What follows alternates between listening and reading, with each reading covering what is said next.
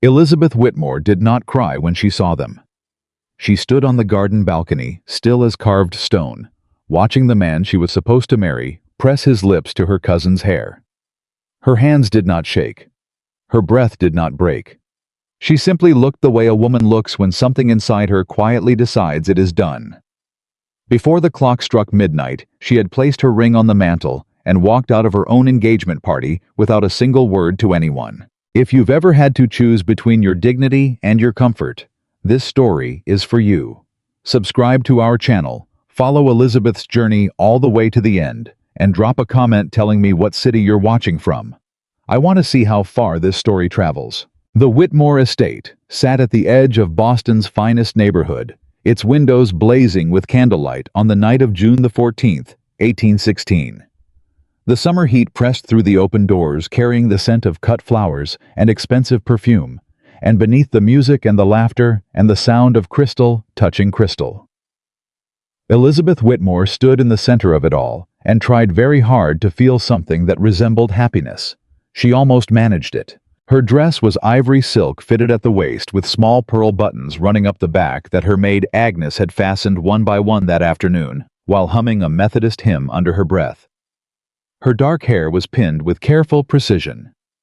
She had checked the mirror 3 times before coming downstairs, and each time she had told herself the same thing. This is what you worked for. This is what you waited for. Smile. The engagement had been announced 6 weeks prior. Charles Beaumont, 34 years old, the eldest son of the Beaumont landowning family out of Virginia, a man whose name opened doors in 3 states, had courted Elizabeth through a proper and deliberate winter, arriving with flowers and conversation, speaking to her father, with the appropriate gravity, conducting himself with the kind of polish that made Boston drawing rooms lean forward in approval. I was not a man who made her laugh. He was not a man who made her particularly curious. But he was a man who looked at her as though she were a reasonable choice, and at 27, Elizabeth had learned that reasonable was something she could build a life around. She had been told this often enough that she had started to believe it. Her mother had said, sitting across from her at the breakfast table the morning after Charles's proposal, "You are not the kind of woman men lose their heads over, Elizabeth. You are the kind they choose carefully, and that is a far more durable thing." Elizabeth had nodded. She had drunk her tea. She had not said what she was actually thinking, which was that she had never once in her life been chosen without someone first explaining to her why she should feel grateful. But Charles had seemed decent. He had seemed steady. And so she had said yes, and the party had been planned. And here she was standing in the middle of her family's ballroom, in her ivory silk dress, watching their guests drink and dance and congratulate themselves on witnessing a sensible match. Margaret Hayes found her first. Margaret was 65 years old, the widow of Judge Aldous Hayes, and she had the particular freedom that comes to women who have outlived their husbands and their concern for social opinion. She wore deep blue and carried herself like a woman who had already won every argument she intended to win. She came to stand beside Elizabeth near the tall windows and did not bother with pleasantries. "You look like a woman waiting for a verdict," Margaret said quietly. Elizabeth turned to look at her. "I look perfectly fine." "You look like you're bracing for something." Margaret glanced across the room to where Charles stood laughing with a cluster of men near the fireplace. "Has he said something to upset you?" "No, he's been perfectly pleasant all evening." Margaret was quiet for a moment. "Pleasant. What a word." Elizabeth almost smiled. "What would you prefer I call it?" "I'd prefer you tell me whether you actually want to marry this man, or whether you've simply decided it's the sensible thing to do." The question landed harder than Elizabeth expected. She turned back to the room, watching Charles gesture expansively to his companions, his dark coat immaculate, his smile easy and practiced. "He's a good man," she said carefully. "That's not what I asked." "Margaret, I'm 65 years old, Elizabeth. I've watched 4 of my closest friends enter marriages that looked exactly like this one from the outside. 3 of them spent the next 20 years in quiet misery. I have no patience left for watching sensible women make miserable choices." Margaret touched her arm gently. "So I'll ask once more. Do you want to marry him?" Elizabeth opened her mouth. And then the music shifted, and across the room Charles caught her eye and raised his glass slightly in her direction, and she felt nothing. She felt nothing at all. "I think," she said slowly, "that I need some air." She slipped out through the side door before Margaret could follow. The garden behind the Whitmore estate was not large, but it was deep, laid out in the old formal style, with hedgerows cut to sharp angles and a stone path winding through beds of summer roses. The evening was warm, the sky still holding the last pale remnants of light along the western edge, and Elizabeth walked until the sound of the party became muffled and she could hear her own breathing again. She stopped near the old stone bench at the garden's far corner and pressed her hands flat against her stomach, breathing slow. "It's nerves," she told herself. "Every woman feels this before her wedding. This is normal. This is what sensible women feel." She heard voices. Low at first, she almost mistook them for the distant murmur of the party. But then she heard her name and the word cousin. And something about it was wrong enough that she moved without deciding to move, stepping off the stone path onto the soft grass rounding the far hedgerow.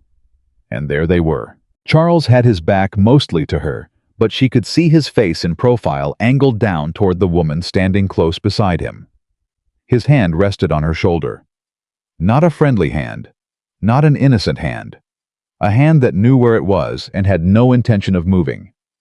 And the woman, her face turned up toward his, her eyes soft in a way that Elizabeth had never seen them, was Caroline.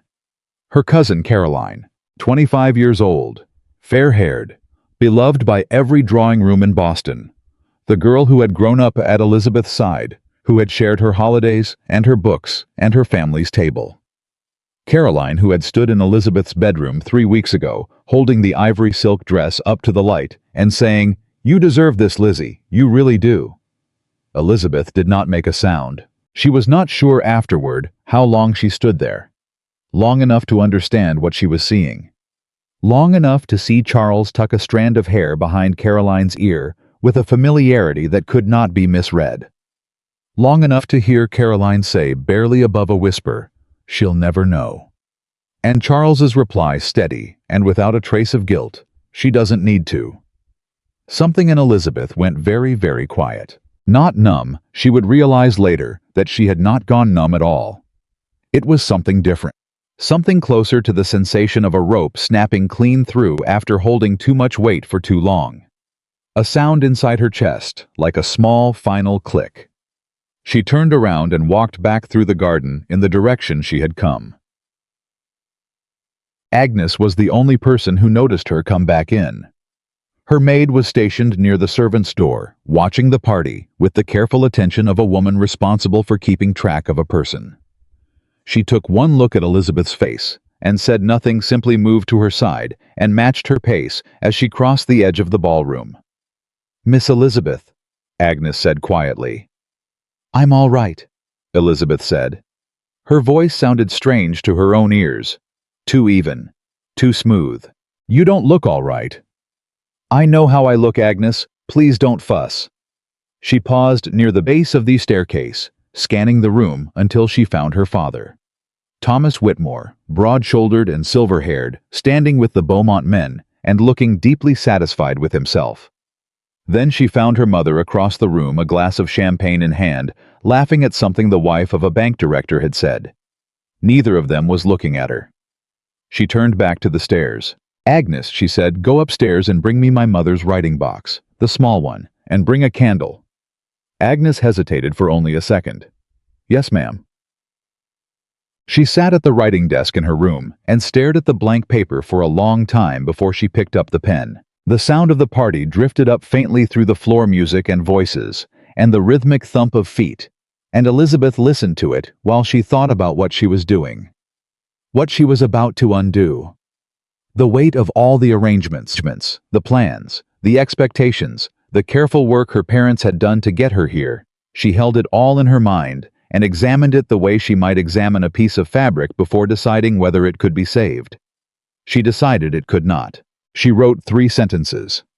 "I will not be marrying Mr. Beaumont. I will not be explaining myself tonight. Please do not wait up for me."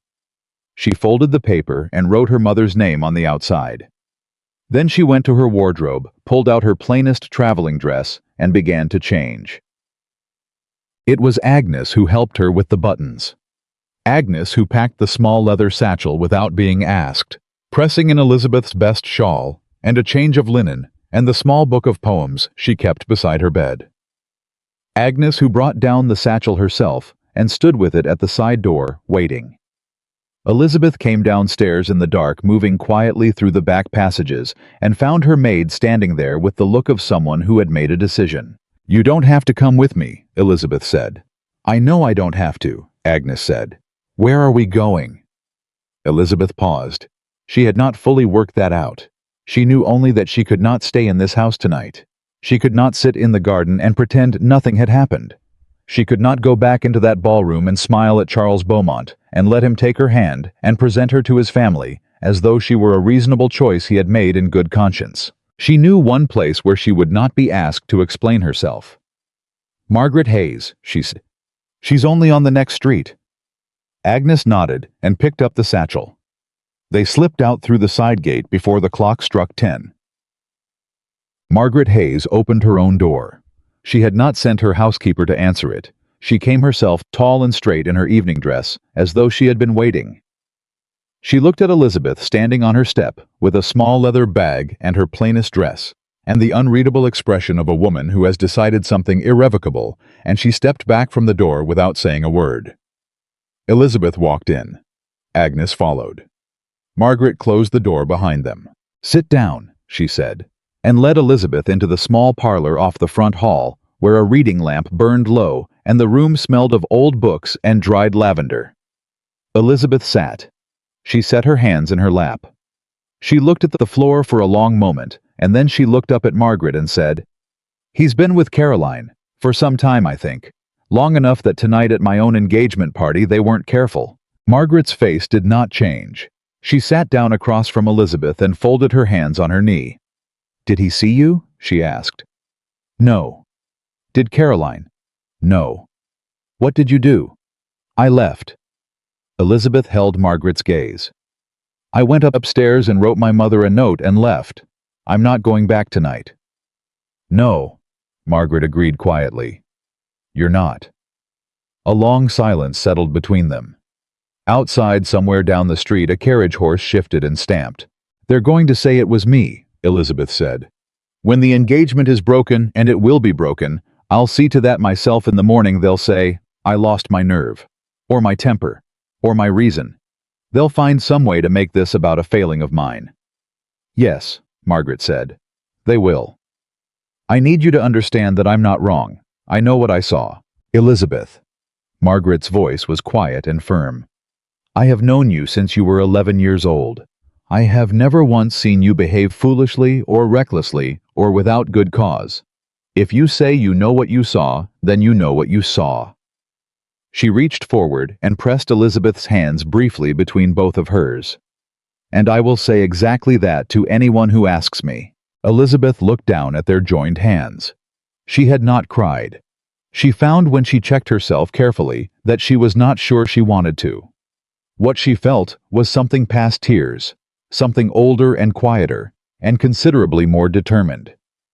"I'm going to need help," she said. "Not tonight, but soon." "Then you have it," Margaret said simply. They gave Elizabeth the guest room at the top of the stairs, a quiet room with a narrow bed and a window that looked out over the neighbor's garden. Agnes slept on a cot beside her. Margaret brought them both tea and left the lamp burning low and did not ask any more questions that night. Elizabeth lay in the dark and listened to the city settle around her. A dog somewhere, a late cart on cobblestones. The distant sound of the church clock marking midnight. And she thought about Charles Beaumont's hand on Caroline's shoulder, and the flat certainty in his voice when he'd said she doesn't need to know. And she thought about how many times over the past 6 weeks she had told herself she was being sensible. She had been so careful, so measured, so willing to take less than she wanted because taking less seemed wiser than wanting more. And all that time in his own way, Charles had been making his own arrangements. She turned onto her seat and looked at the window, where a pale thread of light was beginning to show along the edge of the curtain. You are not the kind of woman men lose their heads over, her mother had told her. You are the kind they choose carefully. What her mother had failed to account for was that a careful choice could still be a bad faith one. Elizabeth closed her eyes. In the morning, she would send a formal letter to the Beaumont household. She would speak to her father. She would endure whatever conversation followed, and she would endure it without flinching, because she had done nothing that required an apology, and she was not going to give one. But tonight, she was simply going to lie still and let the decision she had made in the garden settle into place inside her like a stone finding the bottom of a river. Quiet, solid, done. She was dressed and at Margaret's writing desk before 8 o'clock. Agnes brought her coffee and toast and stood nearby while Elizabeth wrote not a brief note this time, but a proper letter formally addressed to Mr. Thomas Whitmore and dictated in the clear, unhurried hand she used for correspondence that mattered. She wrote that she was safe and in good health and at the home of Mrs. Margaret Hayes, whom her parents knew well and trusted. She wrote that she would not be proceeding with the engagement to Mr. Beaumont. She wrote that she had good reason for this decision, which she would share in person when she felt the time was appropriate, and that she would ask her family to extend her the dignity of trusting her judgment until that conversation could occur. She did not write what she had seen. Not yet. She would not hand Charles Beaumont the gift of knowing what she knew before she was ready to use it. She sealed the letter and handed it to Agnes to deliver by hand. Then she sat back and drank her coffee and waited. Margaret's parlor became for the next several hours a kind of quiet command post. Margaret herself sent messages to two women she trusted. Older women like herself, with long memories and deep roots in Boston's social fabric, alerting them simply that Elizabeth was with her and that there would likely be talk and that she hoped they would hold their opinions until they had spoken to her directly. Elizabeth sat by the window and received her mother first. Abigail Whitmore arrived at 10:30, and Elizabeth heard her in the front hall before she saw her, her voice high with controlled agitation, speaking to Margaret's housekeeper, in a tone that made it clear she expected immediate admission. She swept into the parlor in a dress that looked like she'd dressed for battle, and she stopped when she saw Elizabeth and pressed a hand to her chest. "Elizabeth Ann Whitmore," she said. "What have you done?" "I've ended my engagement," Elizabeth said calmly. "Sit down, Mother." "Sit?" Abigail stared at her. "Do you have any idea what this looks like? The Beaumonts were there. Half of Boston was there. Charles came to your father last night after 10 o'clock asking where you were, and your father had no idea. I left him a note." "A note? You left me a 3-line note?" Abigail pulled her gloves from her hands, one finger at a time, a gesture Elizabeth had known since childhood as the precursor to a serious conversation. "Sit down. You sit down, and tell me what happened." Elizabeth sat. "I saw him in the garden with Caroline." The silence that followed was complete. Abigail held very still. "Saw them," she said carefully. "Yes." "Saw them how?" Elizabeth kept her eyes on her mother's face and said with no particular inflection, "His hand was on her shoulder." And the things they said to one another, his manner with her, it was not that of a man speaking to his future wife's cousin. It was not even close. Something moved through her mother's expression. It was brief and complicated, and Elizabeth watched it carefully, trying to identify it. Part of it was shock. Part of it was the beginning of anger. And part of it, the part that settled in and stayed, was the particular exhausted recognition of a woman who has seen this before. "How long?" Abigail said finally. "I don't know. I intend to find out." "Elizabeth, I'm not angry, Mother." Elizabeth surprised herself with how true that was. I don't feel betrayed in the way you might expect. What I feel is very clear.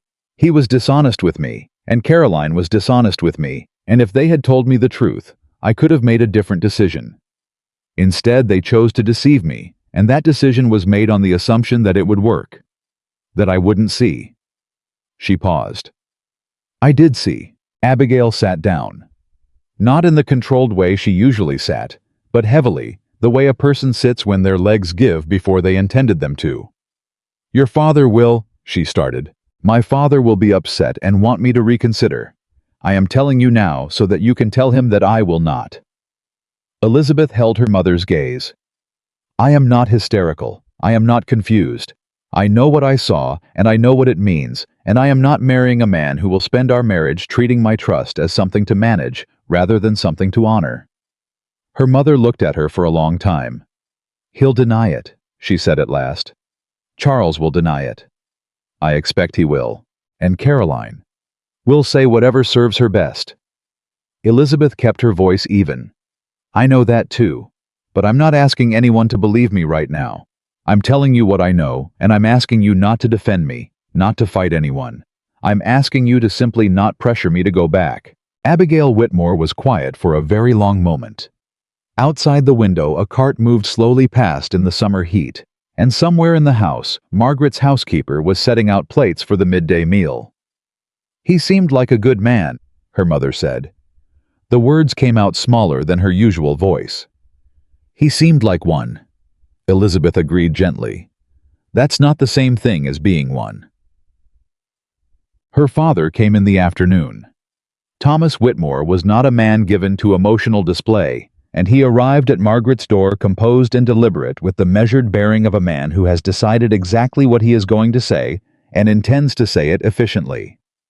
He sat across from Elizabeth in the parlor and crossed his ankle over his knee and studied her for a moment. Your mother spoke to me, he said. I thought she would. She believes you. He paused. I find I believe you too. You are not given to dramatics. Elizabeth said nothing. But you understand, he continued, that believing you and being able to act on what you believe are two very different things. Without proof. I'm not asking you to act yet, Elizabeth said. I'm asking you to give me time. Time. He repeated the word as though testing its weight.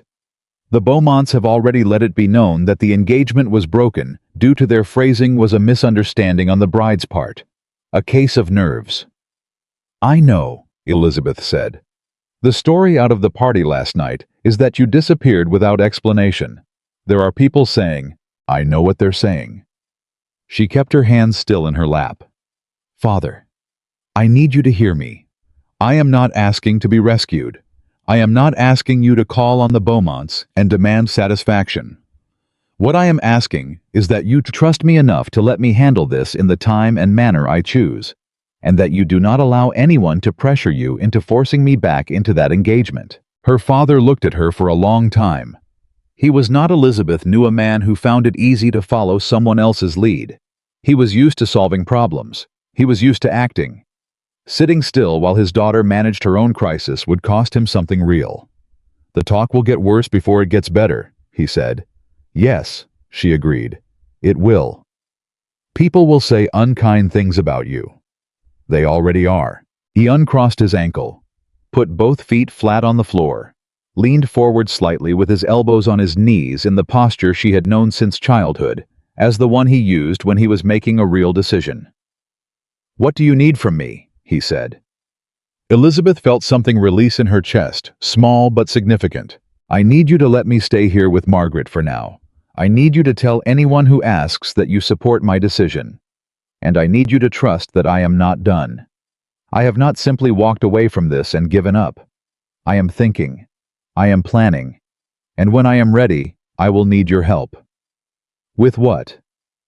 I'll tell you when I know. He was quiet for a moment longer. Then he reached forward and briefly pressed her hand, a gesture rare enough from him that it landed solidly. All right, he said. All right. That evening, as the summer light finally dimmed and the city settled into the long blue quiet of a June dusk, a man arrived at Margaret's front door. Elizabeth heard his name from the top of the stairs, heard Margaret's housekeeper announce him, and heard Margaret's voice in reply, and there was a pause long enough that she came down to find out for herself. I was standing in the front hall when she appeared at the bottom of the stairs. Tall, broad-shouldered, plainly dressed in a dark coat that had clearly done some actual work in its life. He held his hat in both hands, and he turned when he heard her step, and he looked at her with the direct, unhurried attention of a man who had learned not to waste time. Miss Whitmore, Margaret said, coming in from the parlor. This is Nathaniel Carter. He farms the Harmon acreage up near Concord. He's an old friend of my husband's and he arrived this morning for business in town. She glanced at Nathaniel. He was with Aldous in the militia years ago. He's a good man. I trust him entirely. Nathaniel Carter inclined his head slightly, a gesture more respectful than formal. "Ma'am," he said. His voice was level and quiet, the kind that didn't need to work hard to be heard. Elizabeth came the rest of the way down the stairs and stopped at the bottom. She studied him for a moment, the way she had been studying people all day carefully for the thing beneath the surface. What she saw was a man who was watching her with neither curiosity nor pity. Just presence. Attention. The kind of steadiness that did not need anything from her in return. "Mr. Carter," she said. "Ma'am." He held her gaze without flinching. "Mrs. Hayes has told me a little of your situation. I don't intend to offer opinions you didn't ask for. I just want you to know." He paused for a fraction of a second, as though choosing, "If there's anything useful I can do while I'm here, I'm willing to do it." Elizabeth looked at him. "What kind of thing?" she said. He turned his hat once in his hands. "I know people in this city that most people don't bother knowing. Clerks, stewards, people who work in houses where things get said that their employers think no one hears." He met her eyes directly. "If someone has been conducting himself dishonorably, there's usually a trail of some kind. I know how to look without making noise." The offer was quiet. It did not ask anything of her. It did not require her to be grateful or helpless or impressed. She considered him for a long moment. "I'll think about it," she said. He nodded once, as though that were all he expected, and turned back to Margaret with some question about supper. Elizabeth went back up the stairs. She stood at her window in the fading evening light and looked out over the garden below, and she thought about Charles's voice in the dark. She doesn't need to know. And she thought about the story already spreading through Boston, the one in which she was the woman who had lost her nerve, the one who had made a scene, the one who had been unreasonable. She thought about Nathaniel Carter standing in the front hall with his hat in his hands offering help with no price attached, and she thought not yet, but soon. She would need proof. She would need witnesses. She would need the kind of evidence that could not be dismissed or spun or attributed to a bride's nerves. And she would get it. She pressed her hand flat against the warm glass of the window and made herself a quiet promise. She was not finished. She had not been broken. She had walked out of her own engagement party in the middle of the night and asked for nothing from anyone, and the city of Boston was already writing the story of what that meant, and she was going to let them write it for now. Because when she was ready, she was going to rewrite it herself. And every single person who had decided her silence meant defeat was going to learn exactly how wrong they were. 3 days after Elizabeth Whitmore walked out of her own engagement party, Boston had already made up its mind about what kind of woman she was. She heard it from Agnes first. Her maid came back from the market on the morning of the third day with a basket of bread and cheese, and a look on her face that she was trying very hard to keep neutral. "What are they saying?" Elizabeth asked. Agnes set the basket down on the kitchen table and did not answer right away. "Agnes, they're saying you had a fit of nerves." Agnes kept her eyes on the basket. "That you panicked at the last moment. That it's a shame because Mr. Beaumont is being so gracious about it, that's the word they're using. Gracious. Like he's the one who was wronged." Elizabeth was quiet for a moment. "And Caroline?" Agnes's jaw tightened. "Miss Caroline has been seen twice this week at social calls with Mrs. Beaumont, Charles's mother. They're saying she's offering comfort to the family during a difficult time." The deliberateness of it was almost impressive.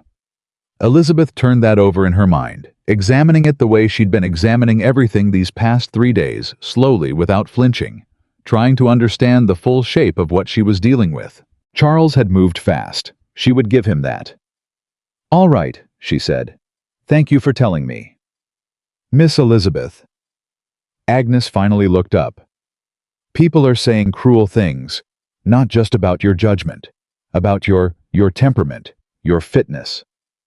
Mrs. Alcott told Mrs. Briggs that she'd always thought you were too proud for your own good, and now you'd proved it.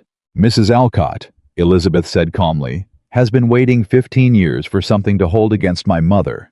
I'm not going to lose sleep over Mrs. Alcott. But she sat with it longer than she wanted to after Agnes left the kitchen. Not because Mrs. Alcott's opinion mattered, but because she understood with the clear-eyed calculation she'd been cultivating since that night in the garden that the narrative was already set. Charles was gracious. Caroline was supportive. Elizabeth was proud and difficult, and had made a rash decision she would soon regret. That was the story Boston was telling itself. She could not fight that story from inside Margaret Hayes's guest room. She was going to have to move. She found Margaret in the front parlor after breakfast, writing letters at her small desk, and she sat down across from her and said without preamble, "I need to start going out." Margaret looked up. Out. Into society. Calls. Gatherings. Whatever is happening this week that I can reasonably attend. Elizabeth folded her hands in her lap. Staying here out of sight is being read as shame. I won't have that. Margaret studied her for a moment. You understand that going out means people will talk to you directly. They'll ask questions. They'll expect explanations. They'll get silence, Elizabeth said. Polite, composed silence, which is considerably more unsettling to people than anger in my experience. A small smile moved across Margaret's face. Your experience, she repeated. You're 27 years old. I have had 27 years of people underestimating me, Elizabeth said. I've had time to observe what actually unsettles them. Margaret set down her pen. All right, Mrs. Hargrove is hosting a small afternoon gathering tomorrow. Nothing formal, tea and conversation. Half a dozen women, most of them sensible, a few of them deeply nosy. She paused. Caroline will not be there. I made sure of that this morning. Elizabeth blinked. You already checked. I've been expecting this conversation for 2 days. Margaret picked up her pen again. Wear the blue dress. It makes you look like a woman who has made a decision, not a woman who is suffering from one. Nathaniel Carter was at the breakfast table the next morning when Elizabeth came downstairs. He was drinking coffee and reading a week-old newspaper with the focused attention of a man who considered information worth the time it took to gather it. He stood when she entered, the reflexive courtesy of a man who'd been raised to it, and she waved him back down and poured her own coffee from the sideboard. You're still in Boston, she said. Business is taking longer than I expected. He folded the paper and set it down. Nothing urgent. I'm not in anyone's way. I didn't say you were. She sat down across from him and looked at him directly. You made an offer a few nights ago to look into certain things. He met her eyes without any visible shift in expression. I remember. I want to take you up on it. She wrapped both hands around her cup. I need to understand the full extent of what Charles Beaumont has been doing, and with whom and for how long. I don't know yet what I intend to do with that information, but I need to have it before I can decide. She paused. I'm not asking you to do anything dishonest. I'm not asking you to extract anything by force or deception. I'm asking you to use whatever it is you know about how information moves through this city. Nathaniel was quiet for a moment, not as though the question surprised him, but as though he was giving it its proper weight. He owns property, he said. Beaumont. In Virginia primarily, but he's been conducting business in Boston for some years now. His firm handles grain contracts with 3 of the larger merchant families here. That means clerks, stewards, shipping agents. People who know things. He turned his coffee cup once on the table. It also means there's a paper trail somewhere. Contracts, correspondence. A man running 2 arrangements at once tends to mix his letters eventually. His firm, Elizabeth said. Is there anyone in his firm who might be disenchanted? Something shifted at the corner of his mouth, not quite a smile. I'd be surprised if there wasn't. A man who treats the women in his personal life as arrangements to be managed usually treats the men in his professional life the same way. Elizabeth considered that. How long would it take you to find out? Give me 3 days. She looked at him steadily. Why are you doing this? He did not look away. Because Mrs. Hayes asked me to be useful while I was here, and this seems like the most useful thing available. That's the practical answer, she said. What's the real one? A pause, brief but real. I had a sister, he said. 12 years ago. Her situation was different from yours, but the shape of it, He stopped, started again more carefully. She had no one who knew how to look without making noise, and the person who had wronged her, he walked away clean. He picked up his coffee cup. I've had a long time to think about what I would have done differently if I'd known how to help her. The room was quiet for a moment. Elizabeth did not ask what had happened to his sister. The way he said it made the answer clear enough. 3 days, she said. All right. Mrs. Hargrove's gathering was exactly what Margaret had promised, small, warm, and threaded through with the quiet intensity of women who wanted very much to ask a specific question but were not quite sure how to begin. Elizabeth answered none of the questions they were too polite to ask directly. She drank her tea. She admired the garden through the window.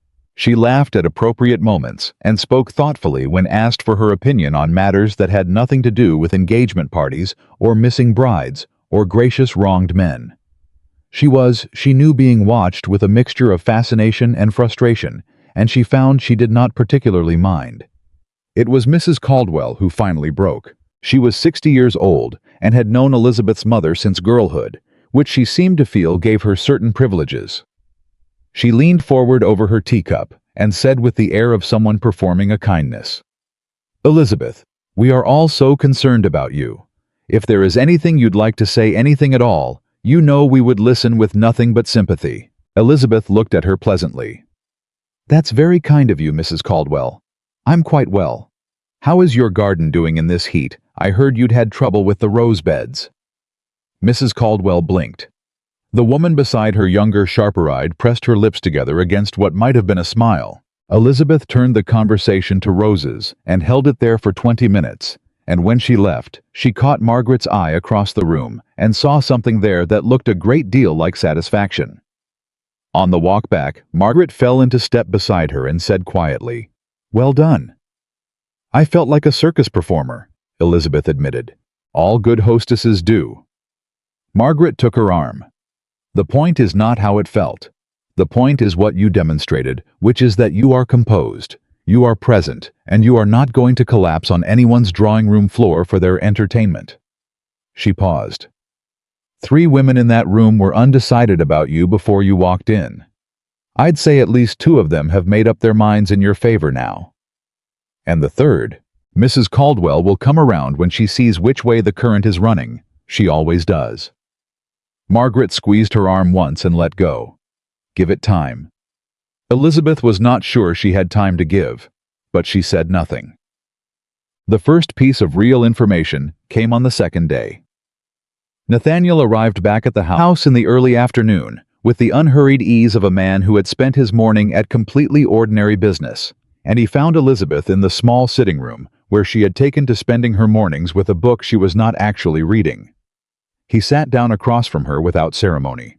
"His firm has a clerk named Howell," he said. "Young man, been with Beaumont's operation for about 3 years. He was let go 8 weeks ago. No formal reason given. Beaumont simply informed him his services were no longer required." Elizabeth set her book down. 8 weeks ago. 6 weeks before your engagement was announced. Nathaniel looked at her steadily.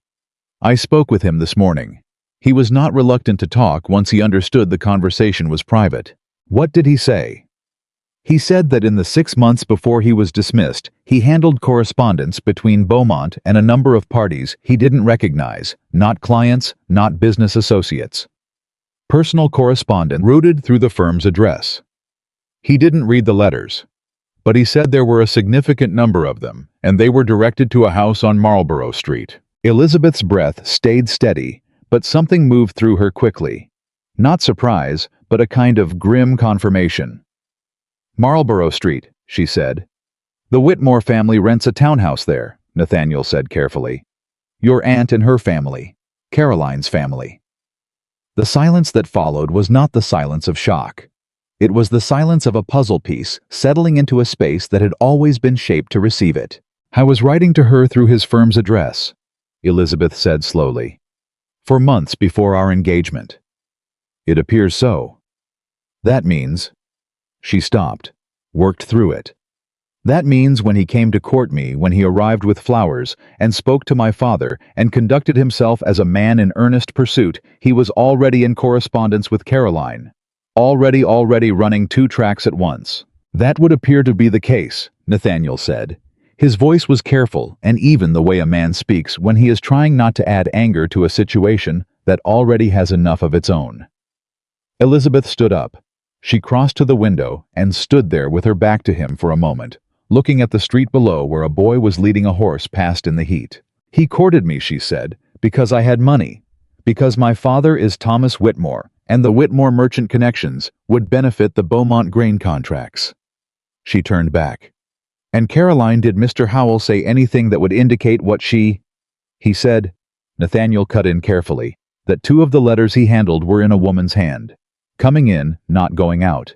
He only noticed because they were perfumed. Elizabeth stared at him. She was writing to him. Through his firm. Yes. While I was... She stopped herself. Drew a breath. Let it out slowly. They were conducting this arrangement for months. And when the engagement was announced, neither of them... She pressed her hand flat against the wall beside the window. Neither of them said a word to me. No, Nathaniel said. They didn't. She was quiet for a long moment. When she turned back to him, her face had shifted not into anger, but into something harder and clearer and considerably more purposeful. I need more than a dismissed clerk's account, she said. That's not nothing, but it's also not proof. Not the kind of proof that survives a room full of people who've already decided to believe Charles Beaumont. I know, Nathaniel said. I'm still looking. The letters, she said. If Caroline kept any of them, I can't get into the Whitmore townhouse. No, Elizabeth agreed. But I know someone who can. Agnes did not hesitate for even a full second when Elizabeth explained what she needed. The housekeeper at your aunt's house, she said. Mrs. Tanner. She and I come from the same county in Connecticut. We've kept up since I came to work for your family. She paused. She doesn't think much of Miss Caroline, if you'll forgive my saying so. I'll forgive you entirely, Elizabeth said. Do you think she would talk to you? I think she might do more than talk, Agnes said.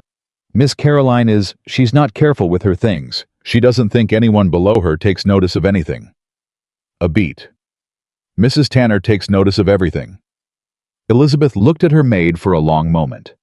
This woman who had worked beside her for 6 years, who had packed her bag without being asked and walked out a side door at 10 o'clock at night without requiring an explanation. Agnes, she said. You don't have to, Miss Elizabeth. Agnes's voice was firm and patient in equal measure. I've watched that girl Miss Caroline smile at your face for years while looking past you like you were furniture. I have waited a long time for the world to require her to account for herself. She straightened her apron with a decisive motion. Give me until tomorrow morning. The second twist came from an entirely unexpected direction. That evening, Margaret returned from a call she had paid on a woman named Mrs. Dorothea Sims, a woman Elizabeth knew only slightly, a widow in her late 50s who had lived a quiet life on the edge of Boston's social world. Margaret came in with the contained energy of someone carrying something significant. She found Elizabeth and Nathaniel both in the sitting room, and she sat down and set her hands on her knees and said, Dorothea Sims knows something. Elizabeth straightened. About Charles, and about at least one other woman in this city who received the same careful courtship you did. Margaret's voice was measured, but her eyes were not. 3 years ago, a young woman named Priscilla Vance, the daughter of the Vance trading family out of New Hampshire. Charles courted her for a full winter season. It ended abruptly, and the story that went around was that she had declined him, that she hadn't found him suitable. Margaret paused. Dorothea Sims was close to the Vance family at the time. She says Priscilla did not decline him. She says Priscilla was given certain information that led her to remove herself from the situation, and that she did so quietly to preserve her family's standing. The room was absolutely still. Given information, Elizabeth said carefully. By whom? Dorothea doesn't know, but she says Priscilla left Boston within the month and has not returned. Margaret looked at her squarely. She also says that Charles handled it as graciously as he's handling yours, expressed regret, accepted the outcome with great dignity, and moved on to the next prospect. Nathaniel set down the cup he'd been holding. When he spoke, his voice was very quiet. He does this, he said, not a question. He finds women with useful family connections, conducts a proper courtship, and when it falls apart, or when he ends it himself, he arranges the story so that the failing always belongs to the woman. It appears so, Margaret said. Elizabeth looked at the floor. She was thinking very fast. Priscilla Vance, she said. Would she talk to someone if approached carefully, if it was made clear that she would not be alone? Dorothea believes she might, Margaret said. She has been in contact with the family. She offered to write today if you wanted. Write, Elizabeth said immediately. Please. Agnes came back the next morning with her eyes bright and her jaw set in the expression of a woman who has done something she considers entirely justified. She sat down across from Elizabeth at the kitchen table and laid a folded piece of paper between them. Mrs. Tanner didn't give me anything she wasn't willing to give, Agnes said carefully. I want you to understand that. She made her own decision. Elizabeth looked at the paper, but didn't touch it yet. What is it? Miss Caroline keeps a writing box under her bed. Mrs. Tanner has been cleaning that room for 4 years. 3 weeks ago, the week the engagement was announced in the papers, Mrs. Tanner saw Miss Caroline take something from the box and burn it in the fireplace. Several things. Agnes paused. But she missed one. It had slipped behind the box onto the floor against the baseboard. When Mrs. Tanner cleaned 2 days later, it was still there. She took it, Elizabeth said. She took it, Agnes confirmed. She said she would have burned it herself, but she wanted to. She wanted to think about it first. Whether it was her place. Agnes looked at the paper between them. She decided it was. Elizabeth reached out and unfolded it. The handwriting was Charles Beaumont's. She had seen enough of his correspondence over the past months to know the sharp slanted precision of it immediately. The letter was dated 4 months ago, 2 months before he had first come to call on her. She read it once, then again. Then she set it down and sat very still. It was not in itself a love letter. It was more damning than that. It was a letter of arrangement. In careful civil language that would pass muster if read by an outsider, it outlined a plan, a timeline, the courtship of a woman with the right family connections, an engagement announcement that would cement certain business advantages. And once the contracts were secured, once the Whitmore merchant connections were formally tied to the Beaumont name, other arrangements could be made at leisure. He had written her name, Elizabeth Whitmore, considered adequate for the purpose. That phrase, adequate for the purpose, sat in the room between her and Agnes, like something with weight and temperature. Agnes said nothing. She had clearly already read it. Elizabeth folded the letter again, pressed the crease once carefully flat. I was never courting me, she said. Her voice came out steadier than she expected. He was executing a business transaction, and once he had what he needed from my family name.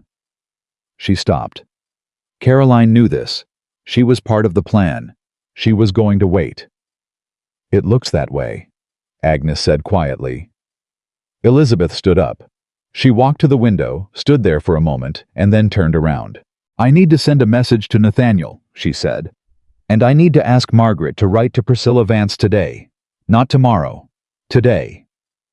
Agnes was already on her feet. I'll go now. Agnes.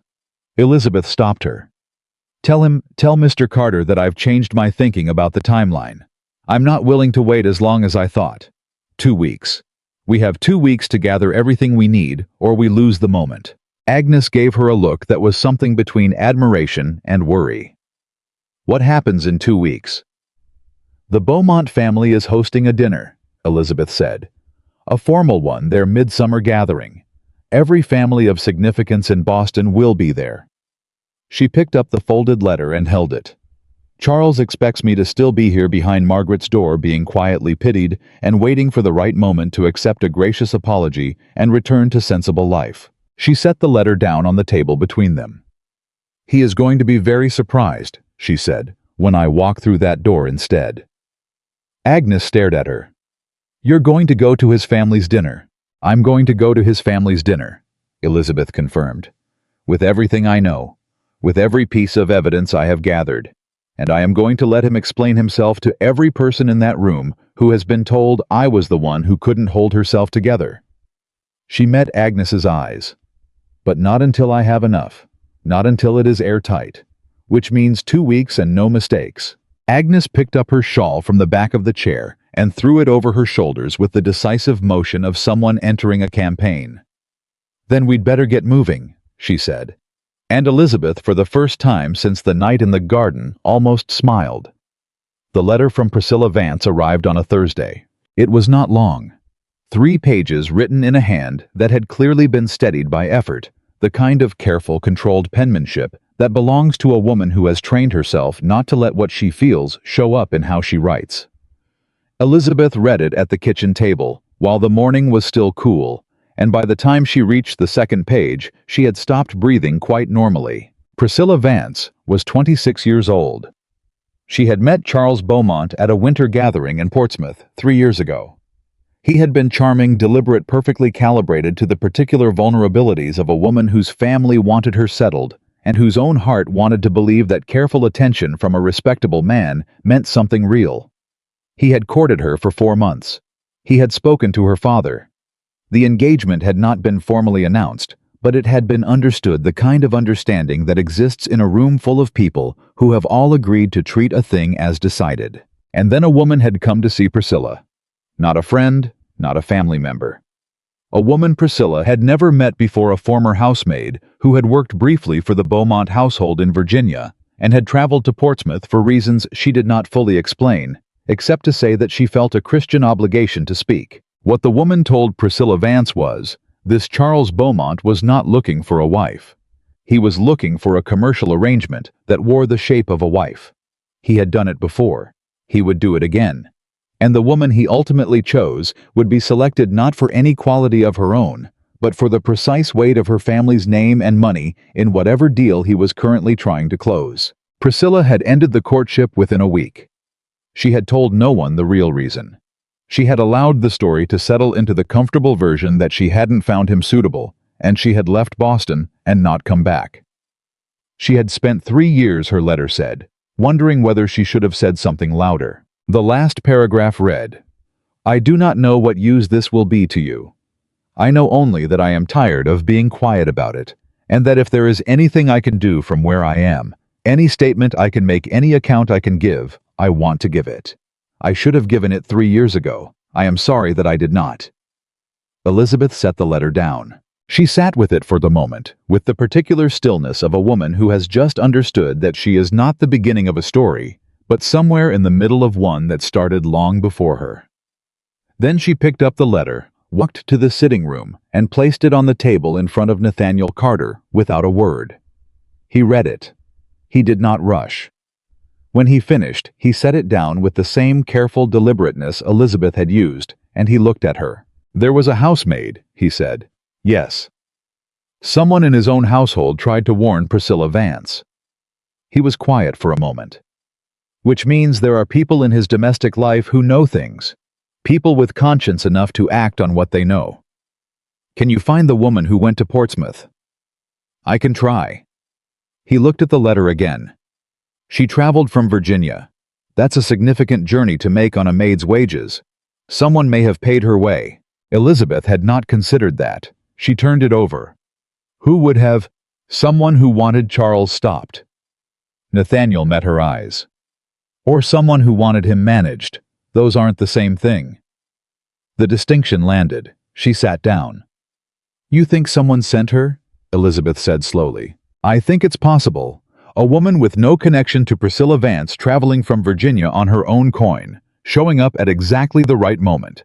That level of precision usually has a hand behind it." "Whose hand?"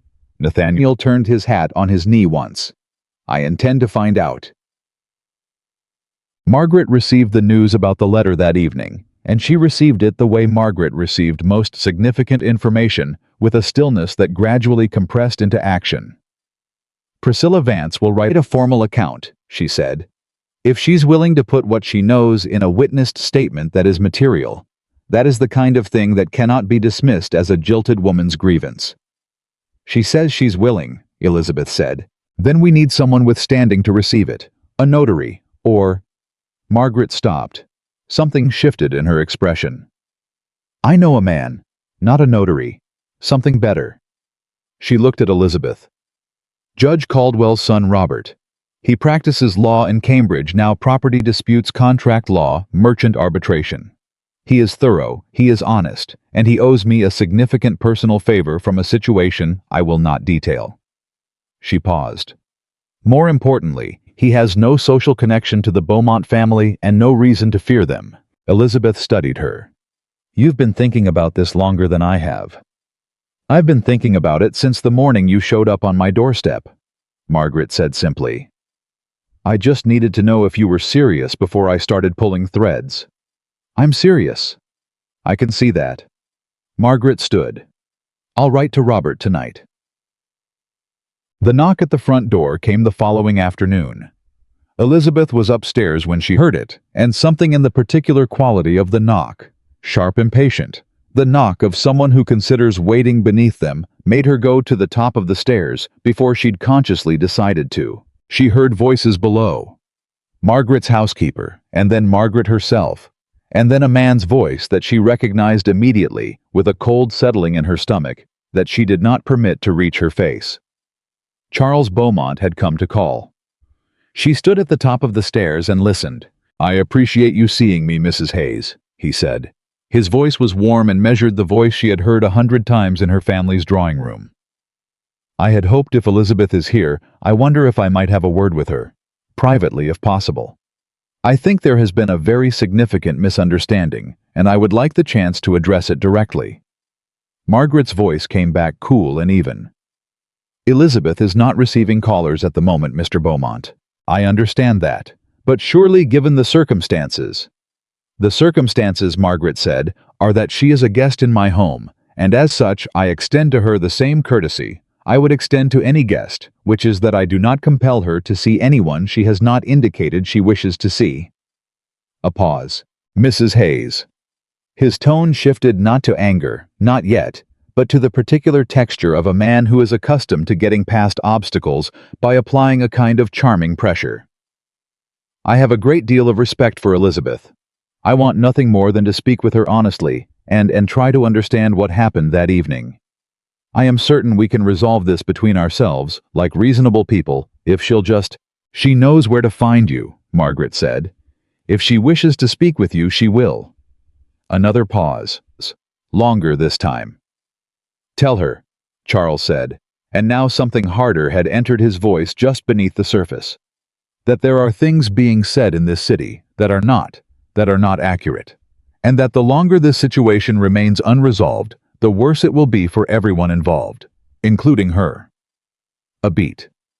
I say that as a friend, not as a threat. I'll pass that along, Margaret said pleasantly. Good afternoon, Mr. Beaumont. Elizabeth heard the door close. She came downstairs and found Margaret standing in the front hall with the expression of a woman who has just won a small battle and is already calculating the next one. He's getting nervous, Elizabeth said. He's getting nervous, Margaret confirmed. He came to manage you. He expected that you would be grateful for the opportunity to make peace, that you would jump at the chance to resolve things quietly and return to your life without further disruption. She looked at Elizabeth steadily. He does not yet understand what kind of situation he is actually in. Elizabeth thought about the letter in her room, about Priscilla Vance's careful handwriting, about a housemaid who had traveled from Virginia. Good, she said. Let's keep it that way. Nathaniel found the housemaid. It took him 4 more days, and he did it through a chain of connections that Elizabeth never fully mapped. A shipping clerk who knew a steward, who knew a woman who did laundry for one of the Beaumont family's Boston associates, who had a cousin who had briefly worked in the same Virginia house. The trail was thin and tangled, but Nathaniel had patience and a particular talent for making people feel that talking was both safe and time. Her name was Ruth Hadley. She was 41 years old, and she currently worked in a respectable boarding house on the eastern edge of the city, having come north 2 years ago and found employment through a church connection.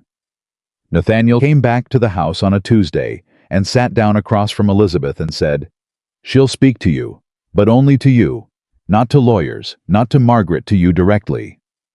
Elizabeth nodded. "When?" "Tomorrow evening. I told her I'd bring you myself." "All right," she paused. "Nathaniel, who sent her to Portsmouth? Did she say?" He was quiet for a moment. The kind of quiet that means the answer is not simple. "She says she went on her own," he said. "That she felt morally compelled and acted on her conscience." "You don't believe her?" "I believe she felt moral compulsion." He turned his hat on his knee. "I'm not entirely sure the idea was original to her. She chose her words carefully when I asked how she came to know about Priscilla Vance, very carefully. More carefully than someone with nothing to hide would need to." "Someone pointed her at the right target," Elizabeth said. "That's my sense." He looked at her. "Whether that matters to what you're building, that's for you to decide." Elizabeth thought about it. "It might matter," she said slowly. "Or it might not. Ruth's account of what she saw in the Beaumont household is true regardless of who encouraged her to act on it. The question is whether anyone can use the source against the testimony." She stopped. "I should ask Robert Caldwell about that." "He arrives tomorrow morning," Margaret said from the doorway. She had a letter in her hand and the composed expression of a woman delivering good news she had been expecting. "His note came an hour ago. He can give us 3 days." Elizabeth stood up. 3 days. She thought about the timeline she had set herself. The Beaumont midsummer dinner was in 9 days. 3 days with a lawyer who understood evidence and testimony. Ruth Hadley's account. The letter from Charles to Caroline. Priscilla Vance's written statement, which Agnes had confirmed was already on its way south by courier. "It's enough," she said half to herself. "Is it?" Margaret asked. Elizabeth looked at her. "It will have to be." Robert Caldwell was 38 years old, lean and methodical, with the particular manner of a man who has spent years understanding that the truth of a situation and the provable truth of a situation are not always the same thing, and that his job exists precisely in the distance between them. He arrived with a leather case and no social pleasantries, and sat down at Margaret's dining table and spread out what Elizabeth had gathered, and he read it all without speaking for a very long time. When he looked up, he said, "The letter is the strongest piece." "I thought so too," Elizabeth said. "If it can be authenticated, if we can establish it is genuinely in Beaumont's hand, and that the date on it is accurate, it demonstrates premeditation. It demonstrates that the courtship of your family was conducted in bad faith from the first contact." He tapped the letter carefully. "Combined with Miss Vance's account of a prior pattern, this establishes habit, intent, not an isolated mistake, but a practiced method." "Is that enough?" she asked. He considered. "For what purpose? I need to be able to walk into a room full of people who have already accepted one version of events and replace it with another. Not legally. I'm not looking to bring a case before a magistrate." She held his gaze. "I need the evidence to be strong enough that when I present it, the credible people in that room cannot reasonably maintain the position that I am the problem." Robert looked at her for a long moment. Then he said, "Then you need one more thing." "What?" "A witness who was in close proximity to Beaumont, not a dismissed clerk, not a traveling housemaid who can be characterized as eccentric, not a woman in New Hampshire who chose her own silence. Someone who was present in the Beaumont household, or his professional circle, who has standing and who will speak directly." He paused. "Someone no one can easily dismiss." Elizabeth thought of Ruth Hadley. Ruth had conscience and courage, and 3 years of things she had seen with her own eyes. But Robert was right. A former housemaid, however honest, would be the first thing Charles's people moved against. "Who?" she asked. Robert folded his hands on the table. "I don't know your social landscape well enough to answer that." He looked at Margaret. "But I suspect you do." Margaret, who had been sitting quietly at the end of the table, listening to all of this, with the attention of a woman cataloging information for future use, said, "There is one person." Elizabeth looked at her. "Who?" "Eleanor Beaumont." The name dropped into the room like a stone into still water. His mother, Elizabeth said. His mother, Margaret confirmed. She is 70 years old. She has lived in Boston for the past 4 years while her husband manages the Virginia property, and she has a reputation, a deserved one, for being a woman who does not tolerate dishonesty. Margaret paused. I have heard from 2 separate sources that Eleanor Beaumont is not pleased with her son's conduct. That when the engagement was broken, her response was not aligned with the sympathetic public posture the family has been presenting. Elizabeth stared at her. What was her response? Margaret looked at her steadily. The words that were reported to me were good for her. The sitting room was completely quiet. Elizabeth did not speak for a long moment. She knows, she finally said. I believe she suspects, Margaret said carefully. Whether she knows the full extent, whether she has the specific information you have gathered, I cannot say. But I believe she is a woman who has watched her son conduct himself in a particular way for a long time, and has not been able to stop it, and has been waiting for something to change. Would she speak to me? Elizabeth asked. I don't know. Margaret's voice was honest. I think she might. But Elizabeth, this is the most delicate part of everything you're attempting. If she says no, if she withdraws, if she aligns herself with her son. When the moment comes, you need to be prepared for that possibility. I'm prepared for it, Elizabeth said. You say that now. I say it because it is true. Elizabeth picked up the letter from the table and held it. I walked out of my engagement party in the middle of the night with 30 seconds of decision behind me. I sat in your guest room and told my father to trust me, and my mother to not pressure me. And I have spent 2 weeks building something that I had no guarantee would hold. She set the letter down. I'm not afraid of the possibility that it doesn't work. I'm afraid of the possibility that I don't try. Robert Caldwell looked at her with the expression of a man recalibrating his assessment of a situation. All right, he said. Then let's talk about how you approach Eleanor Beaumont. Ruth Hadley was a small, spare woman with watchful eyes, and the careful posture of someone who has learned that the space she occupies is not entirely hers to fill. She met Elizabeth at a tea shop on a quiet street, with Nathaniel at a table across the room, in easy earshot, and she folded her hands on the table and looked at Elizabeth with the direct honesty of someone who has already decided to speak and is only working out how much. I worked for the Beaumont household in Virginia for 6 years, she said. I left of my own accord 2 years ago. I was not dismissed. Why did you leave? Elizabeth asked. Ruth considered the question carefully. Because I was asked to do things that I was not willing to do. Not anything criminal. Nothing that a magistrate would care about. But things that required me to participate in management. She paused. Mr. Beaumont, the son, not the father. He has a way of arranging situations so that the people around him become part of the arrangement. Servants, clerks, family members. Everyone is given a role and expected to play it. And if you play it well, you are rewarded. If you don't, she pressed her lips together briefly. You find yourself without references and without options. What were you asked to do? Elizabeth asked. To carry messages that were not mine to carry. To be absent from certain rooms at certain times. To confirm accounts of events that I had not personally witnessed. She met Elizabeth's eyes. I was asked to tell the Virginia housekeeper 3 years ago that Miss Beaumont, the younger sister, Eleanor's daughter, had been at home on an evening when she had not been. It concerned a young man the family disapproved of. She paused. I refused. That was the beginning of the end of my employment there. When you went to Portsmouth, Elizabeth said carefully, to speak to Miss Vance. Ruth's hands stilled on the table. I went because it was right, she said. I want that to be clear. I believe you. Elizabeth waited. A beat. Then Ruth said quietly, Mrs. Eleanor Beaumont knew I was going. The room seemed to hold its breath. She didn't tell me to go. Ruth continued, choosing each word with surgical precision. She didn't pay my way or give me instructions, but I told her what I intended to do, because I felt I owed her the knowledge that I was acting in connection to her family. And she... Ruth stopped, started again. She said, I cannot stop you, and I cannot support you publicly. but I want you to know that I am not in disagreement with your reasons." Elizabeth was absolutely still. She knew, she said, about Priscilla Vance. She knew her son's patterns, Ruth said.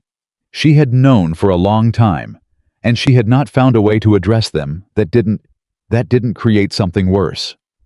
She looked down at her hands. She is not a cruel woman. She is not a complicit woman, not in her heart. She is a woman who has loved a son who has turned out to be someone she did not raise him to be, and she has not known what to do with that.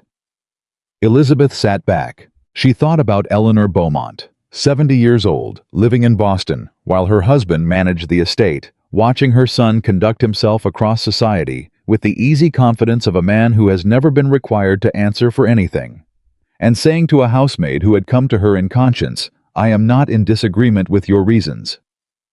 Would she say that to me? Elizabeth asked. If I came to her. Not publicly, not yet. Just would she receive me? Ruth studied her for a long moment. "I think," she said slowly, "that she has been waiting for someone to come to her for a very long time. Someone with enough to make it possible for her to finally do something with what she knows." She looked at Elizabeth directly. She is 70 years old. She is tired of being complicit in silence. Whether she will act is another question. But receive you? Ruth almost smiled. "Yes, I think she will receive you." Elizabeth wrote the note that night. She did not use the formal language of a social call. She did not invoke mutual acquaintances or frame the visit as anything casual. She wrote directly because she had the sense that Eleanor Beaumont was a woman who would respond better to honesty than to maneuvering. She wrote, "I believe we have things in common that we have not had the opportunity to discuss. I would be grateful for an hour of your time. I will bring nothing but what I have found, and I will ask only that you hear me without obligation. Whatever you choose to do afterward belongs entirely to you." She sealed it, gave it to Nathaniel to deliver personally. The reply came back the following morning in a hand that was old but still very clear. "Come Thursday, 4 o'clock. Come alone." Elizabeth read it twice. Then she folded it and held it for a moment and allowed herself just for a moment to feel the full weight of what the next 4 days were going to require. Nathaniel found her standing in the hallway with the note still in her hand. "She said yes," he said. "She said yes." Elizabeth looked up at him. "She wants me to come alone." He did not argue. He did not point out that going alone to the home of the woman whose family she was effectively preparing to expose was a risk. He simply looked at her with the steady attention she had come to recognize as his version of concern and said, "I'll be 2 streets away." "You don't have to." "I know I don't have to," he said quietly. "That's not why I'll be there." Elizabeth looked at him for a moment longer than she intended to. "Nathaniel," she said, "after all of this is over." "After all of this is over," he said, "we'll talk about what comes next, not before." He turned his hat in his hands once. "You have 4 days. You have work to do. Let's not get ahead of ourselves." She almost told him that she was already ahead of herself, that she had been since the morning she woke up in Margaret's guest room, and understood that she was not going to simply survive this, but come through it as something different from what she'd been before. That the woman who had stood in her ivory silk dress, telling herself that reasonable was enough, was already a kind of ghost, and she could not get back to her even if she wanted to. She didn't say any of it. "You're right," she said instead. 4 days. Let's get back to work." She turned and walked back down the hall toward the room where Robert Caldwell was waiting with his leather case and his careful questions, and she did not look back. But she was already thinking about Thursday. About a 70-year-old woman in a quiet house who had said, "I am not in disagreement with your reasons," to a housemaid with a conscience, and who had been waiting perhaps for years for someone to walk through her door and give her the means to finally do something about what she knew. Elizabeth intended to be exactly that person, whatever it cost.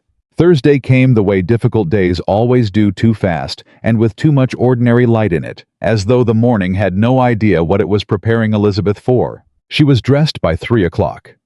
Not in the blue dress Margaret had recommended for social calls, and not in her plainest traveling dress either.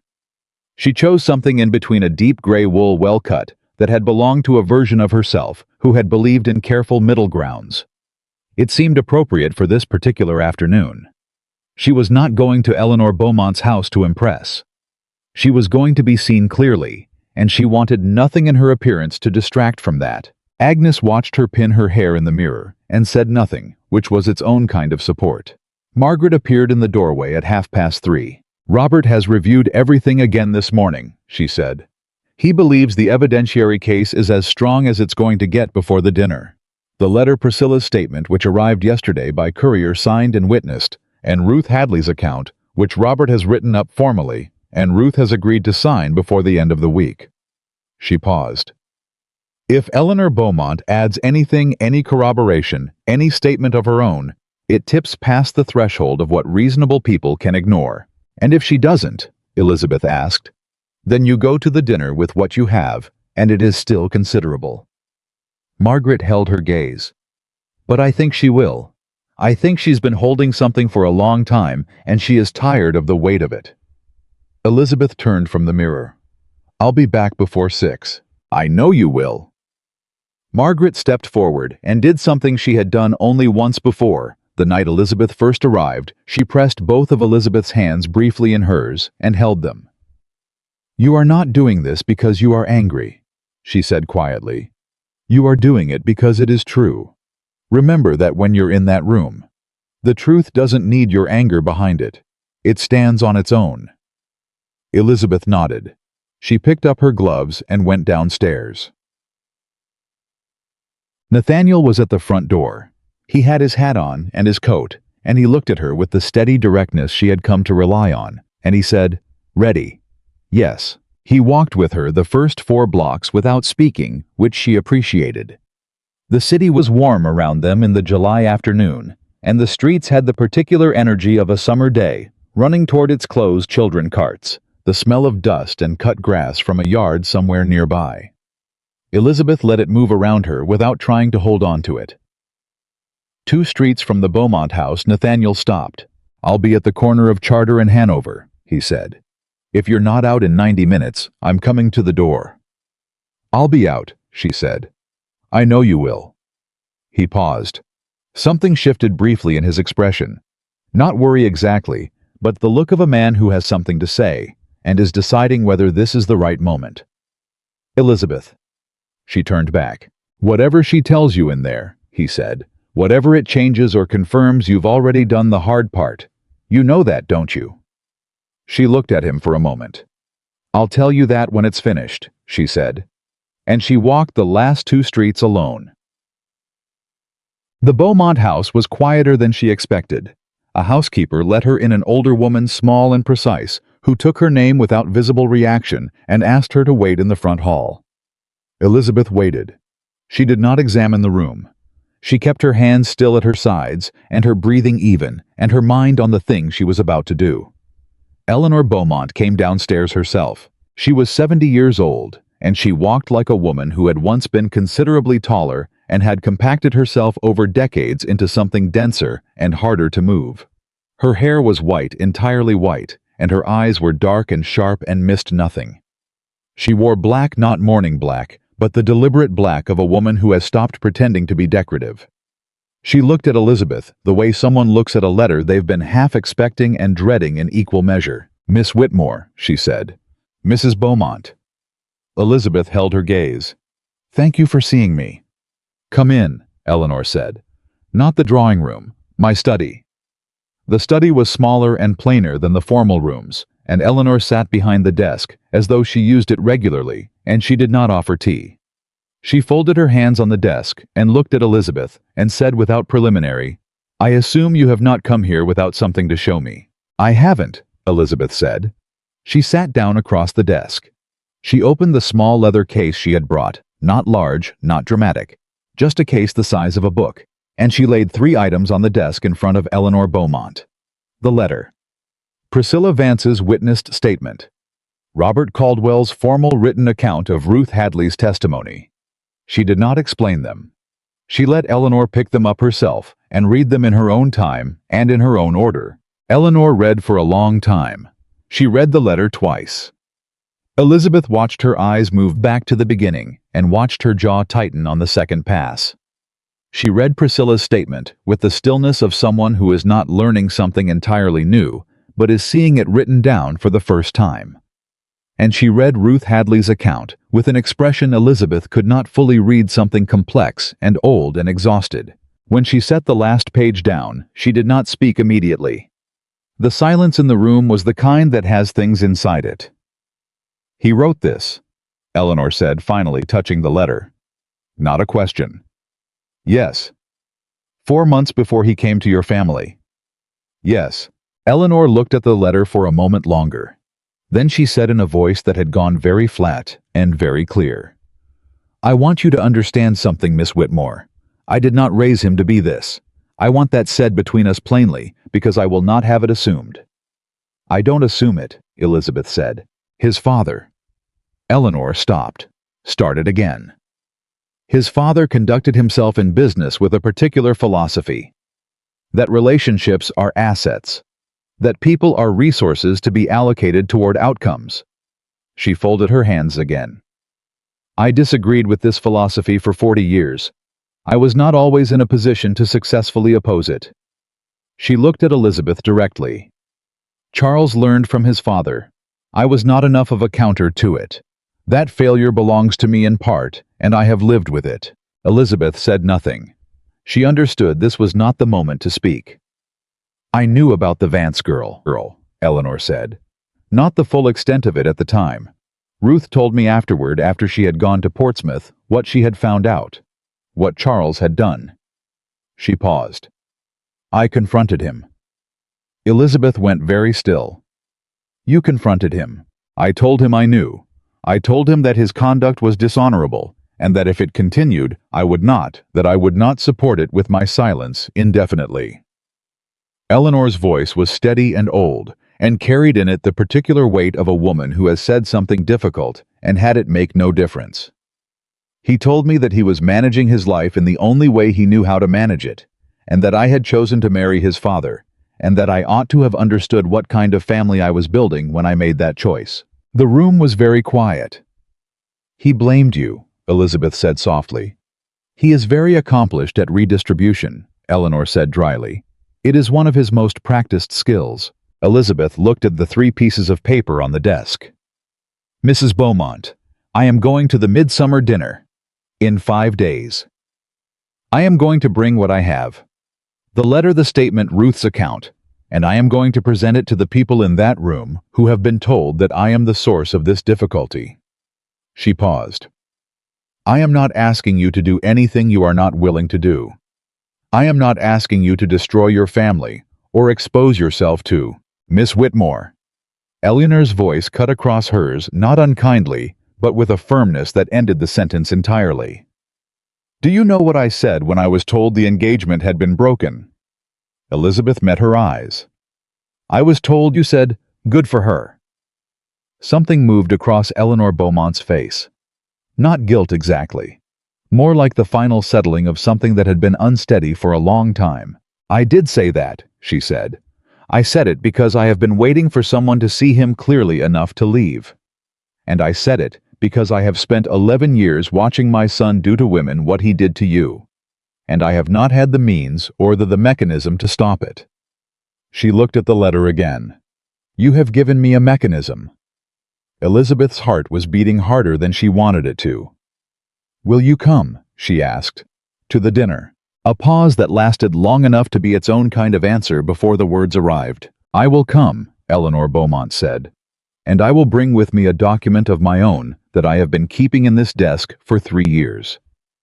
A letter Charles wrote to me after I confronted him about Priscilla Vance, in which he explains in his own hand that his business arrangements and his personal arrangements are not separate categories, and that he expects the women in his life to understand this." She pressed her fingers flat on the desk. "He was angry when he wrote it. Angry men are less careful than they should be." Elizabeth stared at her. A 4th document, in Charles's own hand. Written to his own mother in anger, explaining exactly the philosophy he operated by. "He kept it," she said, and then immediately understood. "You kept it. I have kept it since the morning it arrived." Eleanor said. Because I am 70 years old, and I have learned that the only protection available to women in situations like mine is documentation. She looked at Elizabeth steadily. I kept it because I believed that someday someone would come to me with enough of their own, that together we would have something sufficient. Her voice did not waver. It appears that day has come. Elizabeth was back at Margaret's house by 5:30. She walked in the front door and found Nathaniel standing in the hall. He had arrived before her from his corner 2 streets away, and he looked at her face and did not ask how it went. He waited. She set her leather case down on the hall table. "She's coming," Elizabeth said, "and she's bringing a letter." The silence that followed was the silence of a thing clicking finally completely into place. Margaret appeared from the sitting room. She looked at Elizabeth's face and said, "Tell me." Elizabeth told them both. She told it cleanly and without excess. Eleanor's words, Eleanor's document, Eleanor's long and costly silence, and Eleanor's decision. When she finished, Margaret sat down in the hall chair and pressed her hand briefly to her mouth, and Nathaniel looked at the floor for a moment with the expression of a man recalculating something significant. "She's been holding a letter for 3 years, Margaret said. "Yes. Waiting for this. Waiting for someone who had enough of their own to make it usable," Elizabeth said. She couldn't use it alone. She tried to address it directly privately. He simply deflected and blamed her. She needed someone with external documentation and the will to act publicly. Elizabeth looked at Margaret steadily. "We needed each other." Robert Caldwell, who had come quietly in from the dining room, stood in the doorway with his arms folded and the expression of a lawyer looking at a case that has just become winnable. 5 documents, he said. The letter to Caroline, Priscilla Vance's witnessed statement, Ruth Hadley's formal account, my corroboration of Ruth's testimony as an officer of the law, and Eleanor Beaumont's letter from her son with her own testimony to accompany it. He paused. Presented together in a room full of people who have already accepted one narrative that is not simply a counter-argument. That is an obliteration. Elizabeth nodded. "We have 5 days," she said. "We use every one of them." They used them. Robert spent 2 days going over every document with the precise attention of a man who understood that the difference between compelling evidence and admissible evidence was often a matter of presentation. He drilled Elizabeth on order, which document to introduce first, how to let each one land before moving to the next, how to speak about the evidence without appearing to prosecute, because what she was doing in that dining room was not a legal proceeding, and she could not afford to make it feel like one. She was not a lawyer presenting a case. She was a woman presenting a truth. Those were different things, and they required different postures. Margaret worked the social terrain. She made 7 calls in 5 days, visiting women she trusted in a careful sequence that was less about planting information and more about ensuring that the right people would be in that room. With standing. People with memory, people who had already demonstrated a willingness to think past the surface of Charles Beaumont's carefully maintained reputation. She did not reveal what Elizabeth had.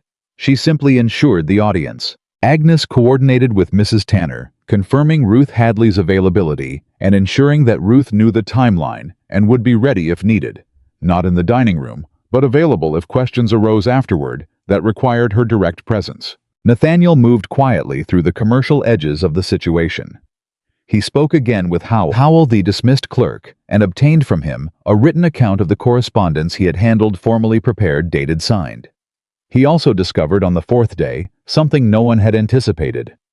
He came to Elizabeth in the late afternoon and sat down with the particular care of someone carrying something that needs to be set down gently. "The Whitmore grain contracts," he said. Elizabeth looked at him. "Charles's firm has been in negotiation with your father's firm for 18 months, he said. Your engagement was tied directly to the commercial terms. There is language in the preliminary contract documents that makes the finalization of certain trade agreements contingent on the social and commercial alliance between the families." Elizabeth sat very still. "My father knew this. I don't believe he knew the extent of it. I believe he knew Charles was a useful commercial connection, and he saw the courtship as aligned with business interests, which is not unusual. But the explicit contractual language. Nathaniel stopped. I don't think he knew the contract was written the way it was written. What does the language say? Nathaniel was quiet for a moment. It says that the trade terms are subject to the continuation of cordial relations between the principals, which in context means, if the engagement is formally broken on Elizabeth's initiative, Charles has grounds to claim the preliminary agreement is void and seek compensation. The air in the room changed.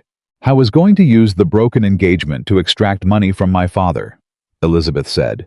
Each word came out flat and clear. That's why he came to this house. That's why the message he left with Margaret included the line about things being worse for everyone involved. She looked at Nathaniel. He wasn't threatening me.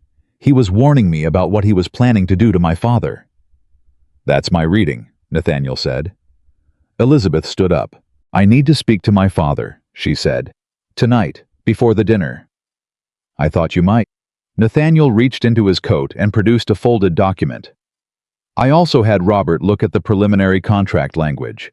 His opinion is that the contingency clause is unusual enough that its inclusion in context looks less like standard commercial protection and more like a mechanism for leverage. He held the document out. Which is one more piece of the picture. Elizabeth took it. She thought about her father sitting across from her in this very room saying, "What do you need from me?" pressing her hand briefly and leaving. She thought about how much he did not yet know and how much the not knowing had cost him, and she felt a hot, clean anger move through her that was different from everything else she'd been carrying, simpler, more direct, the anger of a daughter whose father had been made a pawn in someone else's game. She pressed the document flat against her palm. I'll go to him now, she said. Thomas Whitmore listened to everything. He sat across from his daughter in his own study. She had gone to him directly, not waited for a convenient hour, and he listened without interrupting, which was not his natural habit, but he seemed to understand that interrupting was not available to him tonight. He let her speak. He looked at the documents she laid before him one by one. He read the preliminary contract language twice, with the focused concentration of a merchant reading numbers he has not previously considered significant. When she finished, the room was silent for a long moment. Then he said, "He was never going to let you go cleanly." "No," Elizabeth said. "He wasn't. He planned it so that whichever way it went, whether you married him or whether you didn't, he walked away with something." Her father's voice was very quiet.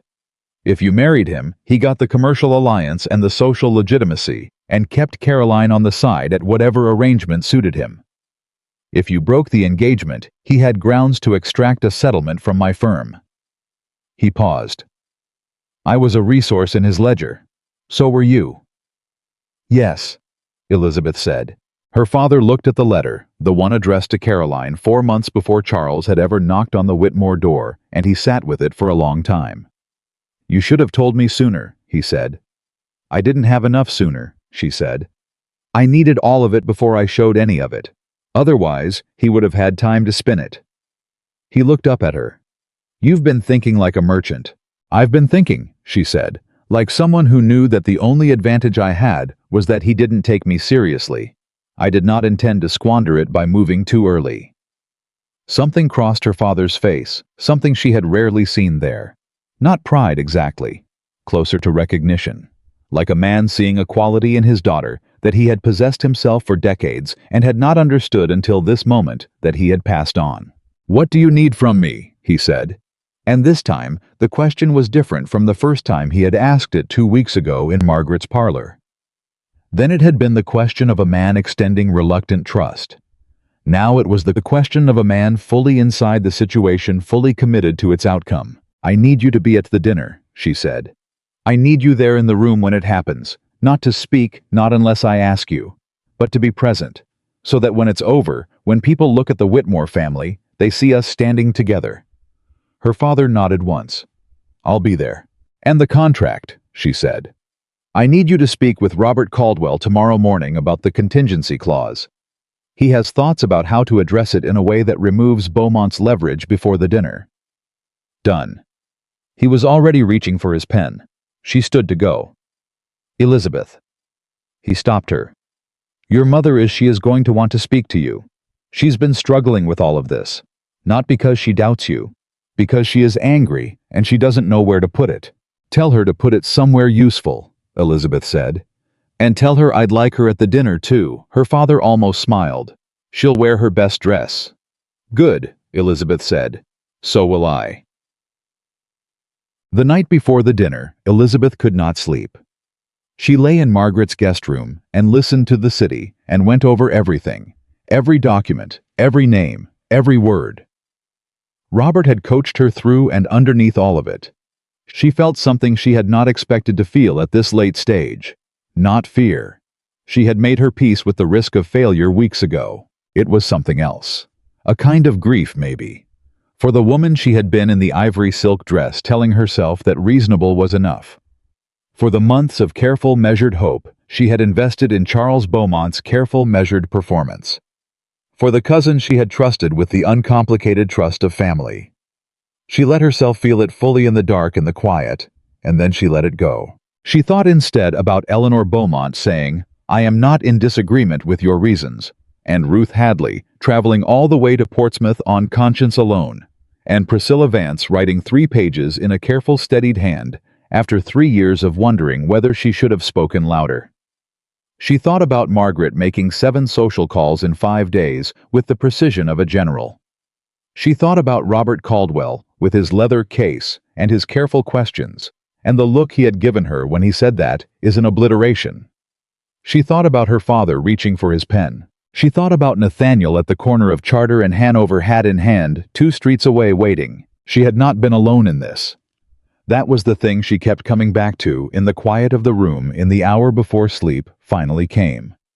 She had thought that first night in the garden that the hardest thing about what she was facing was the aloneness of it.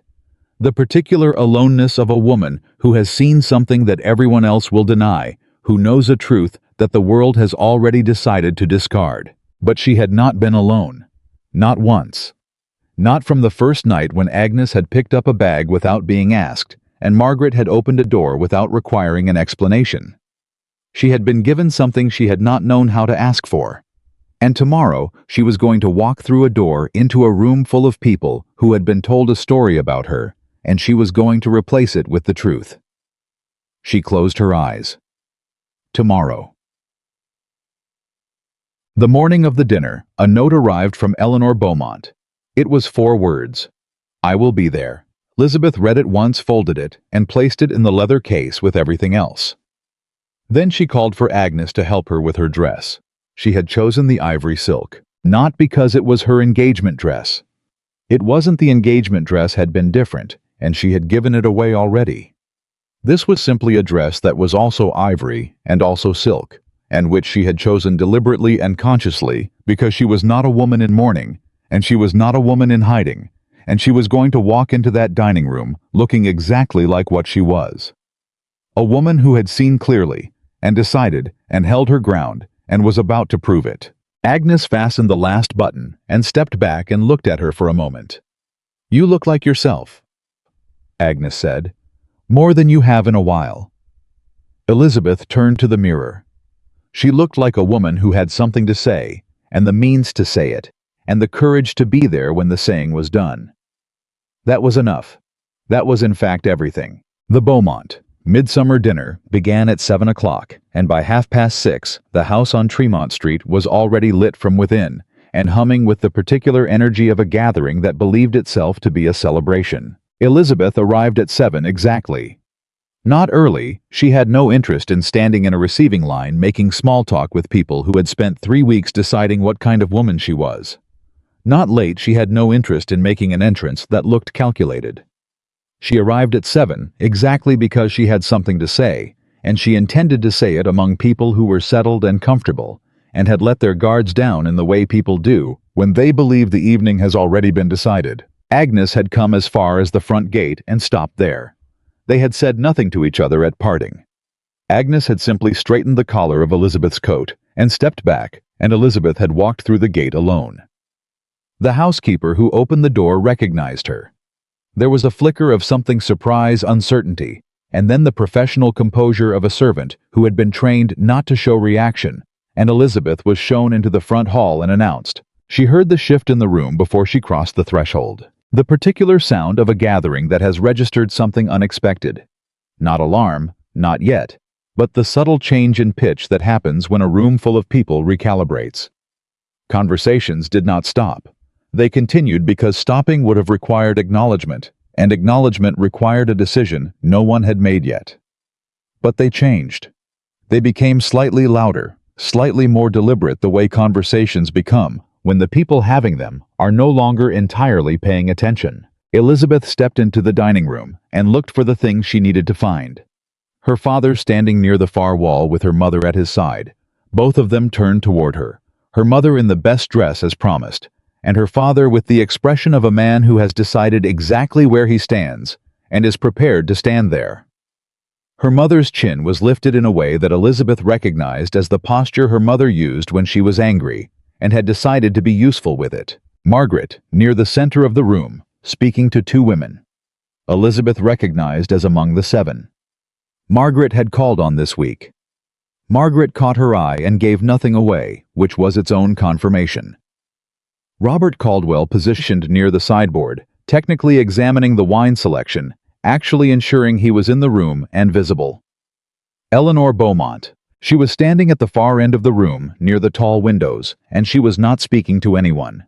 She was simply present in her deliberate black, holding a glass she had not drunk from watching the room, with the stillness of a woman who has been waiting for a long time, and has learned to wait without showing the cost of it. When her eyes found Elizabeth's, she gave the smallest possible nod. She was there. She had brought the letter. She was ready. And then Elizabeth found Charles. Howe was standing near the fireplace with a cluster of men she recognized as his principal commercial associates. The men most deeply invested in the Beaumont reputation, the men whose opinions mattered most to how this evening would be remembered. He was laughing at something, relaxed, in complete command of his space, the way a man laughs when he believes the situation is entirely under his control. He had not seen her yet. Beside him, 3 steps to his right, stood Caroline. She had not expected Caroline to be there. She should have, of course. Caroline would be there. Caroline, who had been making calls with Eleanor's daughter-in-law and playing the role of supportive family presence for 3 weeks. But seeing her in the actual room landed differently than knowing abstractly that she would be. Caroline was laughing too, holding a glass, looking precisely like a woman who has not done anything wrong. Elizabeth stood in the entrance of the room and let the full reality of it settle through her without flinching. She was here. They were here. What she had was in the leather case in her left hand, and it was real, and it was sufficient, and everything that happened next would happen because she chose it. She chose it. She walked into the room. She went to her parents first. Her mother took her hand and pressed it hard without saying a word, which was more than words would have been. Her father looked at her the way he had looked at her in his study, the look of recognition of partnership, and said quietly, "Robert spoke to me this morning. The contract issue is handled. He filed a protective notice with the commercial registry yesterday." "Good," Elizabeth said. "Are you ready?" "Yes," she said. "But not yet. Let it settle first. Let people drink and talk. I want everyone comfortable before I—" "Elizabeth." The voice came from behind her. She turned. Charles had seen her. He was crossing the room toward her with the smooth deliberateness of a man who has decided that the best response to a surprise is to look as though he anticipated it. His expression was calibrated to warmth, the warmth of a man who is gracious, who is concerned, who has been worried about this poor woman and is so relieved she has finally come. He stopped at the appropriate social distance and said, "I'm glad you came, truly. I'd hoped we might have the chance to speak properly." Elizabeth looked at him. She kept her face pleasant and her voice even, and she said, "Good evening, Charles." Something flickered behind his eyes at her tone. The absence of softness, the absence of relief, the absence of the gratitude he'd expected. He adjusted smoothly. "You look well," he said. "Thank you. I want you to know that I've been concerned, that I've thought of little else these past weeks except finding a way to—" "Charles." Her voice was not loud, it was simply clear. "I don't think this is the right moment for a private conversation. I think the right moment is coming shortly, and it will not be private. She held his gaze. I'd suggest you enjoy the next 20 minutes. He stared at her. For just a fraction of a second. A fraction so brief that anyone not watching for it would have missed it. The warmth in his expression dropped completely. What was underneath it was not anger and not guilt. It was calculation. Pure, fast, cold calculation. He was reading her, reading the room, running numbers on what she might have, how far she might go, whether he could still manage this. Then the warmth came back. Of course, he said pleasantly. We'll talk later. He walked back to his companions. Elizabeth turned to find Margaret at her elbow. He's going to try to preempt you, Margaret said very quietly. I know. He'll find a way to steer the conversation to say something that frames the evening before you can. I know that too. Elizabeth glanced across the room. How long do we have? They'll move to the table in 20 minutes. Then I need to speak to Eleanor before that happens. Eleanor Beaumont accepted her approach without surprise, as though she had been tracking Elizabeth's movements since she walked in.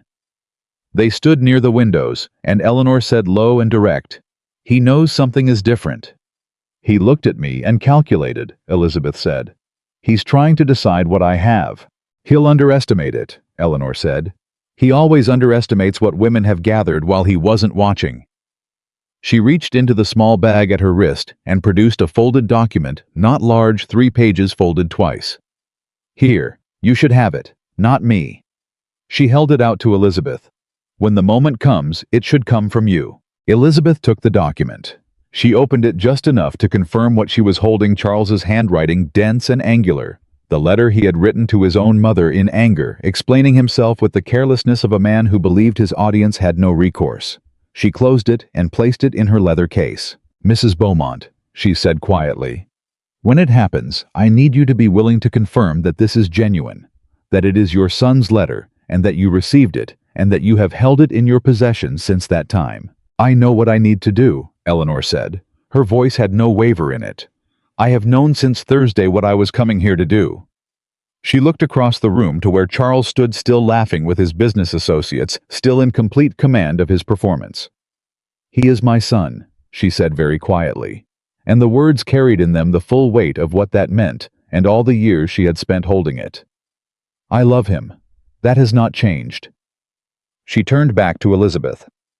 But love does not require me to participate in the harm he causes.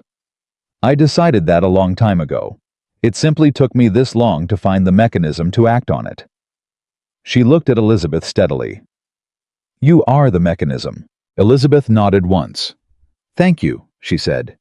Don't thank me yet, Eleanor said. Wait until it's done. They moved to the table at 7:20. Elizabeth was seated by design, she suspected, by whoever had arranged the placement at the far end from Charles, in the position that was simultaneously visible to the whole table and easy to overlook.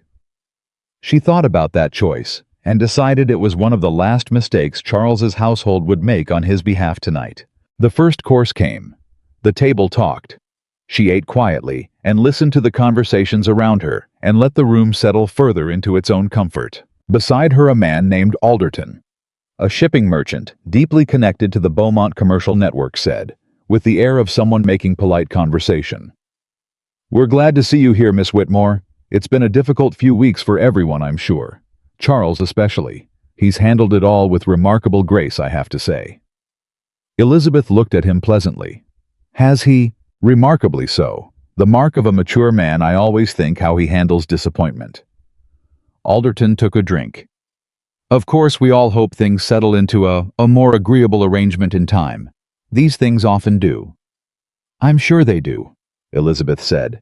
She picked up her fork. She ate 3 more bites. Then she set it down, and she looked down the length of the table, and she said in the clear, carrying voice of a woman who has spent 3 weeks preparing for exactly this moment, I wonder if I might say something. The table did not go silent all at once. It went silent in the way things fall: the nearest people first, and then the ones who notice them go quiet, and then the ones who notice those.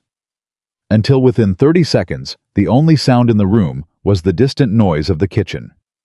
Charles looked at her from the far end. She looked back at him. "I came tonight," she said, "because I believe that the people in this room deserve to have an accurate account of what has occurred over the past several months. Not my account alone, an account supported by documentation that anyone here is welcome to examine." She reached down and placed the leather case on the table. "I am going to share that account now. I would ask that everyone allow me to finish before responding." The room was absolutely still. Charles opened his mouth. "I asked," Elizabeth said, and her voice did not rise but sharpened in a way that closed the distance across the table like a hand, "that everyone allow me to finish." He closed his mouth. She began. She had rehearsed this with Robert Caldwell for 3 days, and the hours of rehearsal had done what rehearsal is supposed to do. It had removed the need to think about words so that she could think about truth. She spoke in the same clear, unhurried voice she used for correspondence that mattered, and she told the room what she knew in the order she and Robert had decided. Context first, then documentation, then pattern, then consequence. She explained that 4 months before Charles Beaumont had come to court her family, he had written a letter to her cousin Caroline Whitmore, which she now placed at the center of the table, and invited anyone present to read. She did not describe the letter. She let 2 of the men nearest her read it, watched their expressions change, and let the letter pass down the table. She explained that this letter was not the first time Charles had conducted simultaneous personal and commercial arrangements. She produced Priscilla Vance's witnessed and notarized statement, and she said that Miss Vance had been willing to add her written account to the record, and had been willing to come to Boston in person if required. She placed the statement on the table. She explained that Ruth Hadley, a woman of known and established conscience, who had worked in the Beaumont household for 6 years, had provided a formal account of the practices she had observed, corroborated and documented by Robert Caldwell, an attorney of Cambridge who was present in this room.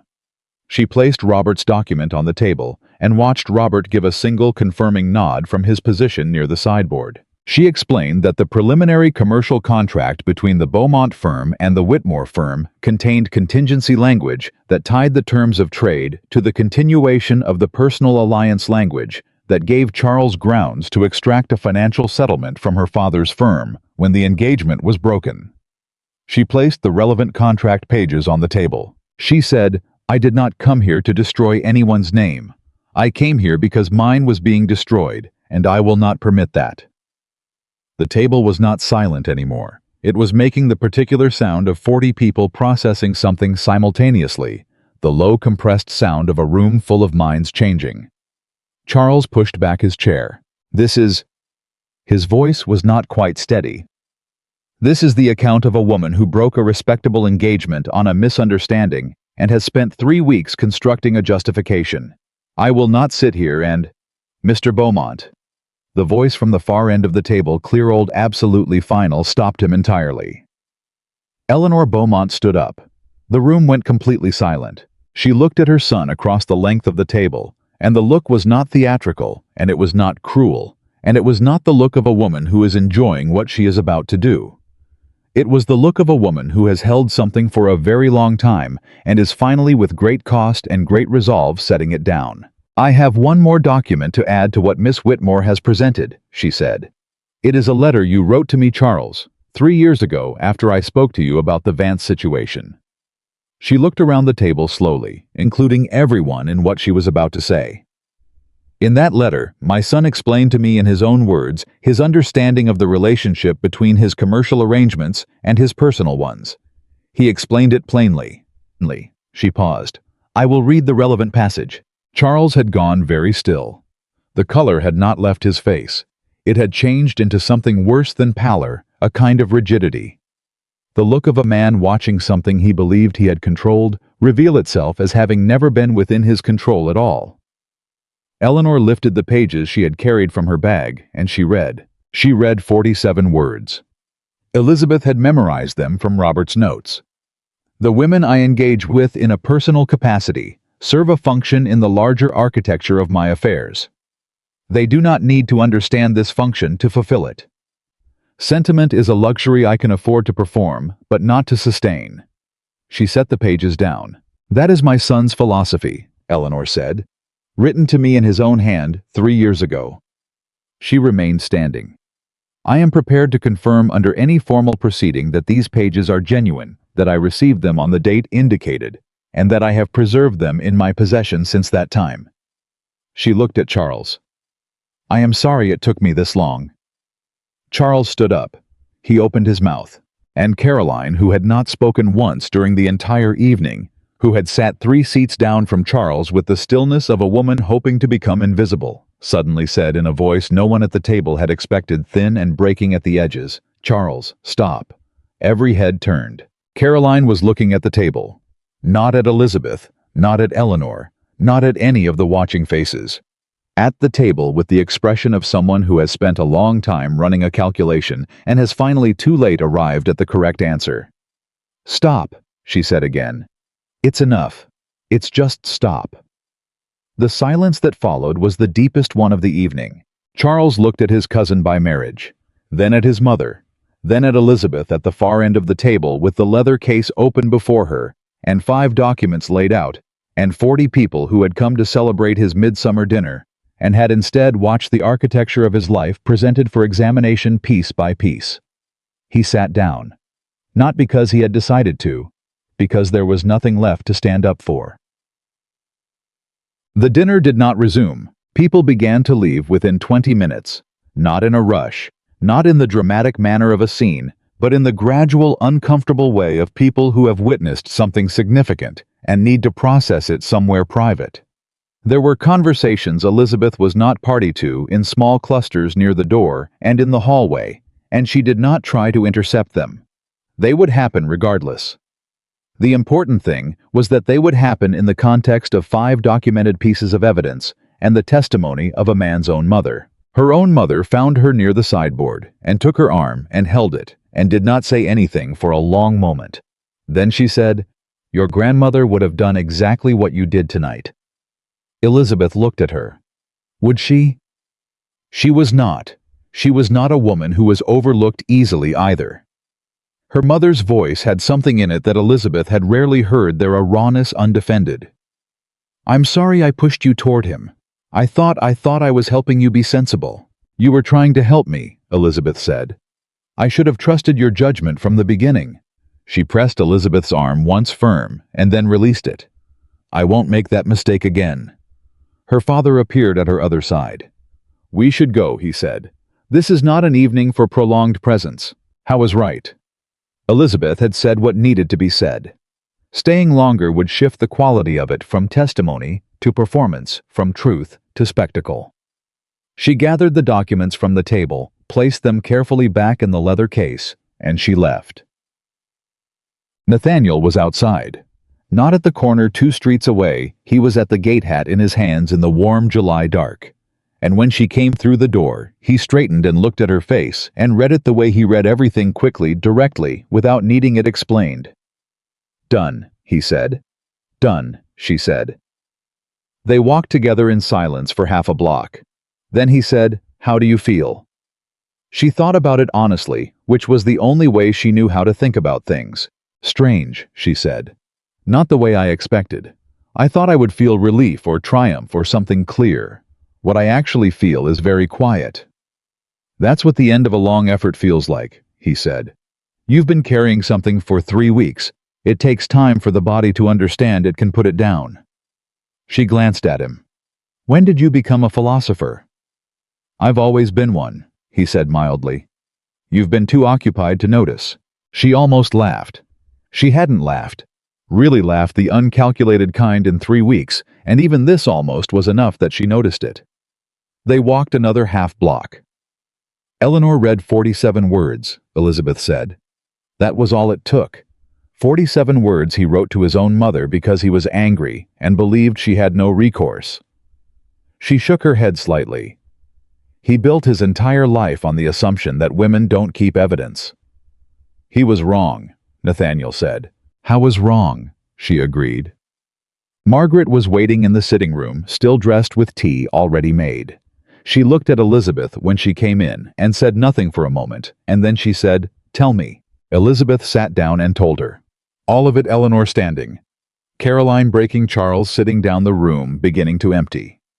She told it cleanly and without embellishment, the way she would have told any important account, and Margaret listened with the focused attention she always brought to significant information.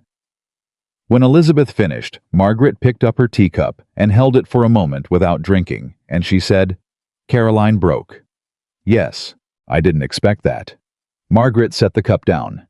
"She's been so carefully, she's maintained her position so precisely for 3 weeks. For her to speak in that room." She paused. "She's going to have to reckon with herself now. That's the hardest reckoning there is." Elizabeth thought about Caroline's face. The way she'd looked at the table, not at anyone, the expression of someone arriving too late at the answer to an equation they should have solved long ago. "She wasn't malicious in the simple sense," Elizabeth said slowly. "She wanted things. She wanted what she always wanted to have, what I had to be chosen, where I was chosen to be seen as the better option. She convinced herself that because she wanted it badly enough, taking it wasn't really taking." She paused. "She's not a good person. But she's not the architect of this. She was a tool that made herself available to someone who needed one." "That doesn't absolve her." "No," Elizabeth said. "It doesn't. But it explains her. And explaining a thing and excusing it are not the same." Margaret looked at her for a moment. "You've done a great deal of growing up in 3 weeks." "I was grown up before," Elizabeth said. "I just didn't know yet what I was going to need it for." 3 days later, she received a letter from Caroline. It was not long. It did not ask for forgiveness, which was the right instinct, Elizabeth thought, because forgiveness was not something that could be requested and given in a letter 3 days after an event of this magnitude. What it said was simpler, and in some ways harder. It said that Caroline had known what she was doing, and had told herself sufficient lies about it to do it anyway, and that she was not going to pretend otherwise. It said that she did not expect Elizabeth to want to see her, and that she would not press for it. And at the end, in a hand that had clearly been rewritten several times, it said, "I am sorry for the specific thing I did, which was choose my own wants over your trust. I have no excuse for that. I only have the fact that I know it now." Elizabeth read it 3 times. Then she put it in the box where she kept correspondence she intended to keep. Not because she was ready to forgive, but because she was not yet ready to decide that she never would be, and she had learned enough about premature decisions to be careful with them. She did not write back. Not yet. The commercial consequences moved through the Beaumont firm quickly and without drama, which was how commercial consequences usually moved, not with the emotion of a confrontation, but with the clean, irresistible logic of money reconsidering its position. 2 of Charles's 3 major Boston trade partners withdrew their preliminary agreements within the week. The third sent a letter requesting renegotiation on terms that were substantially less favorable to the Beaumont firm. The contingency clause that Charles had embedded in the Whitmore contract was formally challenged by Robert Caldwell and was withdrawn under threat of the full documentation being entered into the commercial registry as a matter of public record. Charles Beaumont did not fight any of it. He left Boston before the end of July. He returned to the Virginia property, and the story that traveled in his wake was the specific story that always travels in the wake of a man who has been comprehensively found out. Not dramatic, not operatic. Just the quiet retraction of social credit, the gradual closing of doors that had been open, the particular social cold that replaces warmth when warmth has been decisively withdrawn. Eleanor Beaumont remained in Boston. She came to call on Margaret twice in the weeks that followed, and on the second visit, she asked to speak to Elizabeth privately, and Elizabeth agreed.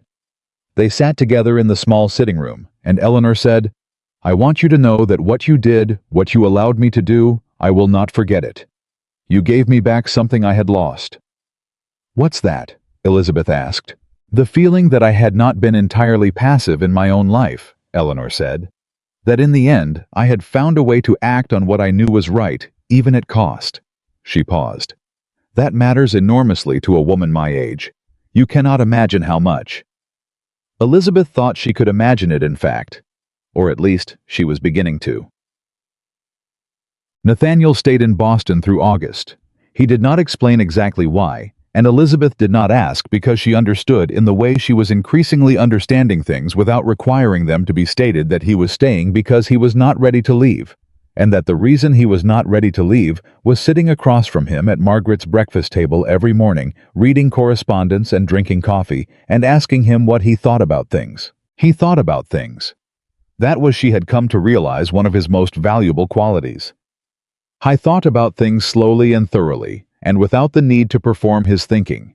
And when he arrived at a conclusion, he stated it plainly, and did not revisit it for the sake of social comfort.